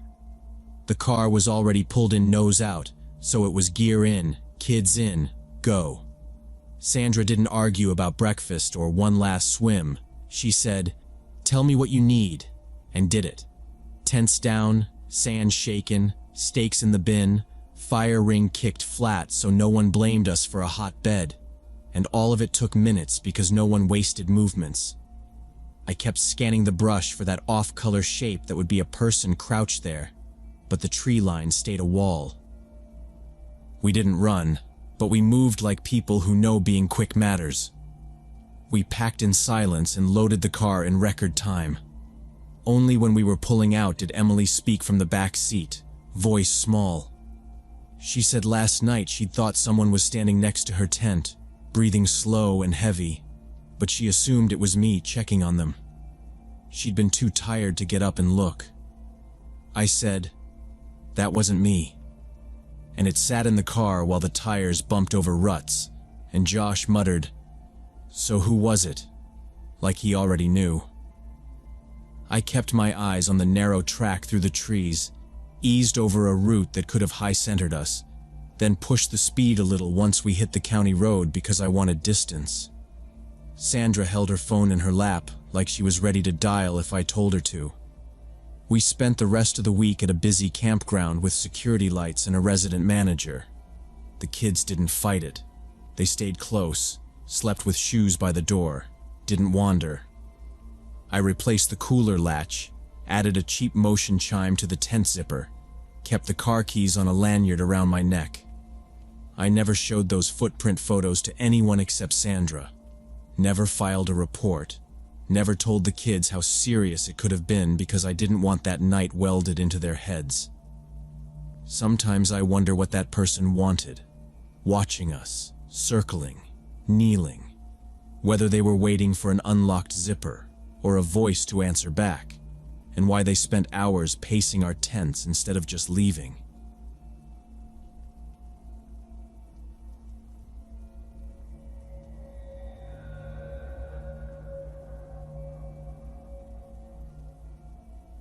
About a year ago now, me and my partner Jeremy got sent to check out an illegal tap on one of our power lines in the old industrial park, where a bunch of warehouses sat empty after the logistics company went bankrupt. This was pretty routine work for us. We'd been partners for 3 years, and these calls usually turned out to be illegal Bitcoin mining operations or unlicensed workshops stealing electricity to save money. We got there around 2:30 in the afternoon. Found the problem spot pretty quick. Someone had professionally spliced into our line and run a cable to warehouse number 7, which according to our records should have been completely empty. The door to the warehouse was unlocked, so we walked in with our flashlights and voltage testers, ready to document the violation and shut it down. The main space was full of old shelving units covered in dusty boxes, but in the far corner, there was a light bulb burning, powered by an extension cord running from our stolen electricity. Jeremy went to find the breaker box to kill the power, while I followed the cord to see what exactly was drawing current from our grid. Behind a wall of shelves, I found this area that had been sectioned off with plywood sheets, and inside were 2 folding tables covered in electronics, computers, printers, laminating machines, professional-grade stuff. On one table, there were stacks of plastic cards, driver's licenses, credit cards, student IDs, all with different photos and names, and I picked one up and realized immediately they were high-quality fakes. The other table had laptops open with dozens of browser tabs, bank accounts, darknet forums, spreadsheets with names and addresses. It was clearly some kind of identity theft operation running out of this warehouse. I called out for Jeremy to come see this, but then I heard a car door slam outside and an engine jump like somebody was in a hurry. I ran toward the sound and saw a silver sedan peeling out of the lot, and Jeremy was on the concrete by the breaker box holding his head. Someone had cracked him from behind with something heavy while he was working on the wiring. I got him up, sat him on a pallet, grabbed the first aid kit from our truck, and while I was cleaning the cut, he kept saying we needed to call the cops right now and show them everything. Now, before I explain what happened next, you need to understand how our department is about scope and permissions. We can enter to address a hazard on our equipment, but if it turns into a general search, we start skating on thin ice. I had a mortgage, 2 kids, my wife on maternity leave, and my head just filled with worst-case scenarios, where some lawyer says we exceeded authority and the city throws us under the bus. I told Jeremy we could shut off the illegal tap, note everything we saw in our report, and let it land where it landed when the owner complained about the outage. He said, "They assaulted me, man. What scope are you talking about?" And he wasn't wrong. But I kept thinking, like, if we turn this into a big scene and we're the ones who broke into a tenant area without a cop, who gets hammered for it? He asked if I was seriously walking away from a fake ID factory. And I said I wasn't walking away, I was cutting their cord. Jeremy stared at me for a good 10 seconds with that stunned look, and then just said he didn't want to get fired either, which hurt to hear because it sounded like he thought I cared more about my job than his head. We went back in, and I snapped pictures of the splice and the extension run for our work order. Nothing inside the plywood room. And he pulled the main, and we traced the illegal feed and cut it clean at the tap. Bagged the severed piece like we always do. We sealed the breaker box with our tag, locked the panel, stuck a red notice on the door that power was disconnected due to tampering, and we left without touching anything else. The drive back was dead quiet, just the sound of the ratchet strap vibrating in the back, and I kept rehearsing how I'd justify it if anyone asked. For the next few days, I told myself we did exactly what we were supposed to do. We protected the system, and the rest was police business, and that the owner would have to explain why an empty building had a bill and a cord running to a plywood office. Jeremy started switching shifts after that, swapping with other crews, which happens, but when we did see each other in the locker room, he barely said a word. I tried to ask how his head was, and he just said, "Fine," and then made some joke to another guy about helmets, and I knew what he meant by not saying it. 2 weeks later, I had a job nearby, and on the way back I swung through the park to see if there was a cruiser outside number 7 or any tape, just to calm my brain down. Instead of the warehouse, there was a flattened rectangle of rubble and twisted rebar behind new temporary fence, like somebody hit fast forward on a demo schedule. I pulled over, showed my city badge to the guy in a neon vest at the gate, and asked when they knocked it down because permitting a loan usually takes forever.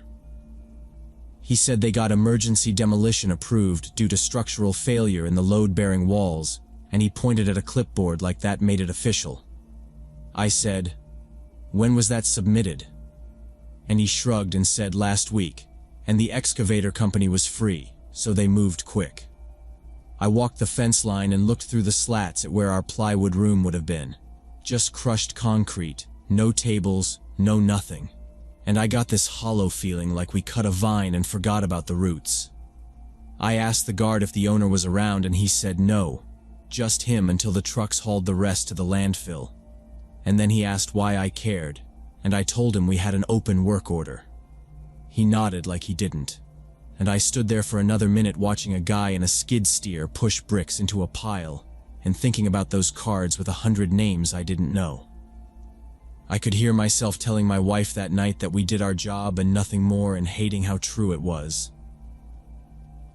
Driving away, I saw a new sign zip-tied to the fence that said, "Future Development, Contact for Leasing," and I almost laughed. I didn't call Jeremy because I knew exactly what he'd say, and I didn't have a counter. I kept my mouth shut at work, filed the final note that the illegal tap was de-energized and secured, and that was the end of our paperwork. Since then, every so often, a story pops up in the news about some poor college kid or older lady finding out their credit is wrecked by accounts opened in their name, and I can't help but picture those laptops with the spreadsheets. I know correlation isn't proof and all that, but I also know what a clean demolition does to evidence. When I drove past again a week after that, the lot was level, and a for rent banner was already hung, neat and tidy, like nothing ever happened there. I stopped and asked the security guard what happened. He said the owner had gotten emergency demolition approved because of structural failure in the load-bearing walls. That was bullshit. I'd been inside that building. It was solid. Could have stood for another 20 years easy. Someone with serious money and connections had moved fast to destroy the evidence, and I realized me and Jeremy had stumbled onto something bigger than just a few fake IDs. A month later, I saw a story about police investigating an identity theft ring. Hundreds here had their information stolen. I recognized some of the names from those spreadsheets I'd seen on the laptop in the warehouse, and that made my stomach drop in a way I couldn't talk around. If we had called the police that day, if we had stayed put and waited for a cruiser, they could have walked into a live scene with physical cards and machines and laptops logged in. Chain of custody clean. You know, the kind of case that makes itself. Instead, we cut a wire and left, and by the time anyone looked, the wire and the room were gone, and whoever ran that place had driven off with a trunk full of names while we were bandaging a head and debating policy. I kept replaying the sound of that sedan leaving and the look Jeremy gave me when I said we should just do our job and nothing else, and I kept thinking, how many people fit in those few seconds? I drove by the site again and there was nothing to see, just a flat pad and a new lock on the fence, and I realized even if I went to the police, I had nothing they could use. No photos of the tables, no numbers, just my word and a cut cable bagged in our warehouse that proved someone stole power, not that they were running an operation. I called a buddy in inspections to ask how fast someone could push an emergency demo through, and he said, if a structural engineer signs off and someone nudges the right desks, it can happen before lunch. And I just said thanks and hung up and stared at my phone. I sent Jeremy a message that said we could still go in together and talk to a detective, that maybe our statements would matter, and he left it on read for 2 days and finally wrote back, "You do what you want," which told me everything. Jeremy quit 3 months later, didn't even say goodbye to me, and I know he never forgave me for that decision. HR sent one of those all-staff emails about wishing him luck in future endeavors, and I just stared at the screen like an idiot. I texted him a simple "you good," and the bubble stayed gray forever, which was an answer. Another crew guy said Jeremy moved out of state for family and took a utility job with better benefits, which sounded convenient and true at the same time. The thing that gets me is I see the faces on the news, people explaining how their savings vanished and their credit died and their phones will not stop ringing. I know some of those names were on the lists in that warehouse, and I could have prevented it if I had done the right thing instead of protecting myself. Jeremy and I never spoke again after he quit. He moved to another state, got a job with a different utility company, and I don't blame him for wanting nothing to do with me. I still work the same job, still respond to illegal hookup calls, but now every time I find something suspicious I call it in immediately. Doesn't matter if it makes me look paranoid or gets me in trouble for overstepping. I tell the dispatcher exactly what I saw. I get a case number. I wait for a badge before I even touch a panel. And if a property manager wants to yell, I let them, because they can take a number. I learned my lesson too late to help those people whose lives got destroyed. But at least now I know that some things are more important than keeping your head down and your job safe. The police never did catch the people running that operation. The case went cold after the warehouse was demolished. And somewhere out there those criminals are probably still stealing identities and ruining lives. Sometimes I draft an email to the detective listed in the article and attach the work order, PDF, and the timestamps. And then I delete it because it's nothing. It's not evidence. and I hate that I know the difference. And I have to live with knowing I could have stopped them but didn't, because I was too much of a coward to make one phone call when it would have actually mattered.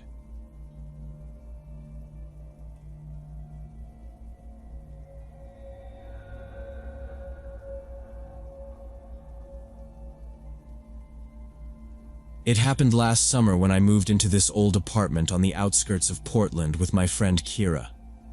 I was working late shifts at a bar while finishing my master's in sociology, coming home exhausted around 2 a.m. most nights. My bedroom was at the end of a narrow hallway, and the door had this old brass knob with a heavy latch that took real effort to close properly. I always checked it twice before going to sleep, especially after those late shifts when I'd come home paranoid and worn out from dealing with drunk customers. One morning I woke up and found the door cracked open about 3 inches, even though I specifically remembered shutting it tight the night before. Kira said she hadn't been near my room, and I convinced myself the latch just hadn't caught properly, even though I knew that heavy mechanism didn't open by itself. The old building had drafty windows, so I blamed it on air pressure or settling foundations, anything to avoid the creeping feeling that something was wrong. But deep down, I knew that latch was too solid to pop open on its own. I tried to be logical. I replayed the night in my head, closing the door, the little lift and push it took to make the latch catch, the way my wrist felt it click. It's weird what your body remembers. I told myself maybe I'd been scrolling half asleep and got up for water and forgot. Which, okay, happens. But it bugged me that I never leave the door cracked because the hall light from the kitchen hits right in my face. Kira joked, "Your latch is dramatic," and I laughed, even though I didn't find it funny. I pressed the door shut that evening a little harder than usual and stood there listening for the thick metal drop. It sounded final. A week later it happened again, except worse. I'd gotten home from my shift around 2, locked the door, heard the distinctive click of the latch catching. Woke up at 7 to my alarm and the door was wide open, not just cracked, but fully open like someone had walked through and left it that way. My work bag, which I'd left on a chair in the corner, was now on the floor by the doorway. In the bathroom, I found a wet towel, even though I hadn't showered since the evening before my shift. Little things stacked up in my head all at once.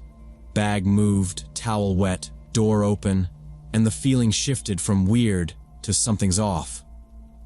I confronted Kira, probably too aggressively.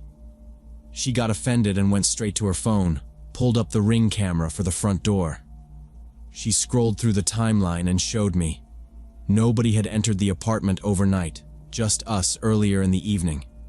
She said, "I'm not messing with you," and I believed her. But that didn't help, because then the only explanation was me. I started thinking about stress and sleep deprivation, the papers I had due, how my bar manager keeps cutting the bar back early, so I end up doing inventory alone at 1:30 a.m. Dumb little grind details that make you sloppy. I felt dumb and scared at the same time.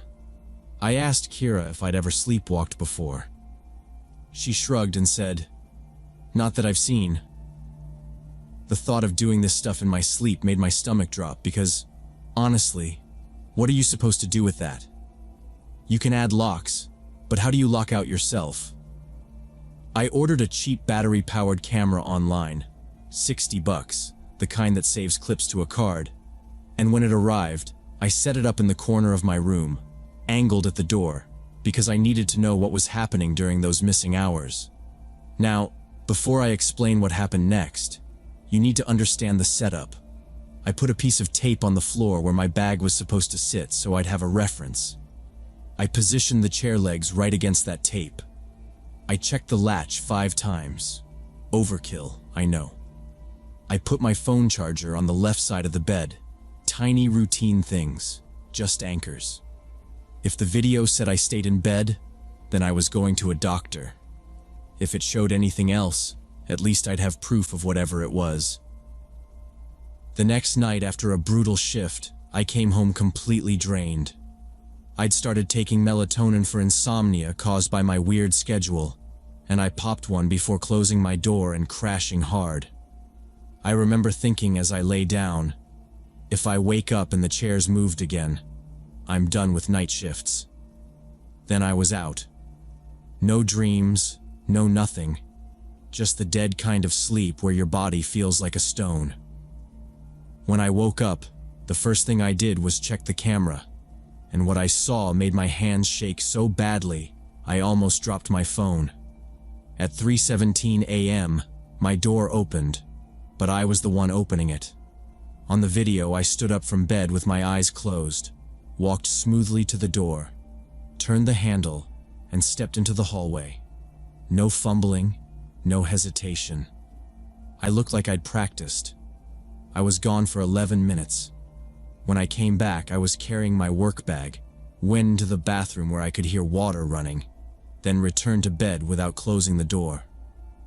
My movements were slow, mechanical, my face completely blank like nobody was home behind my eyes.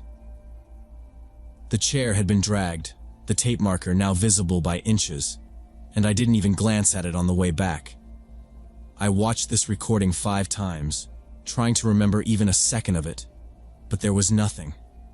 Just a black void where those 11 minutes should have been. It was like watching a stranger wearing my body, and the stranger was me. I showed Kira the footage and she freaked out, insisted I see a doctor immediately. My regular doc sent me to a sleep specialist who heard my schedule, grad school, late bar shifts, the move, and said it fit stress-induced somnambulism. Melatonin can make it worse sometimes, he said, and my sleeping brain was acting out daytime routines, grabbing my bag like work, washing up like morning, opening the door because I always do on bathroom trips. Your conscious mind is offline while your body runs tasks, he said. He switched my meds, told me to cut shifts, and had me add structure. Same bedtime, no screens, a door alarm to wake me. I did all of it because I needed this fixed. Kira helped build a checklist: lock, alarm armed, camera angle, bag on the tape mark, lights off, and I read it out loud before bed. At 3:11 a.m. the alarm screamed and I came to already at the door, hand on the brass knob, no memory. I logged the time and went back to bed. Next night, 4:06, same thing. I raised the sensor so it'd trip sooner. 2 nights later, the morning clip showed me sit up, pause, and lie back down. Therapy was practical. Identify triggers, plan around them. I dropped 2 shifts with a note from the specialist. My manager complained but did it. I stopped bringing my bag into the bedroom, shut the bathroom door, cranked the alarm volume. Still messed up once when the magnet wasn't seated. I woke on the bath mat with the shower barely running and my bag on the counter. I taped the magnet in place and added "Verify click" to the list. Kira kept her door cracked so she could hear the alarm and told me, "You're doing everything right, it's gonna taper." Over the next few weeks, the alarm caught me less, maybe once a week, and some nights not at all. I still watched every clip, fast-forwarding my blank face to be sure nothing else happened. It's been 4 months since that morning. I can feel it when I'm slipping now. Saturday doubles get swapped. Late emails wait. If I'm wired, I walk a loop around the block. Kira moved in with boyfriend, so it's just me and the checklist and the camera. I added a chime to the front door and left the ring linked. Most nights I say the list, hit the lights, and try to sleep. Some mornings the clip shows me roll and stop like my body remembered the alarm before it sounded. Other mornings I wake standing at the door with the siren drilling my ears and the knob cold in my hand. I cut out shift drinks. Caffeine after midnight is a no. The specialist says it'll probably disappear when grad school ends and I'm off nights. Until then, I keep the system tight. Weekly camera card swaps, fresh batteries, lock oiled so the latch catches the same every time. The real risk isn't a stranger, It's me doing what I've trained myself to do with nobody steering. I'm still not sure I can trust myself. The scariest thing isn't that someone else might hurt you.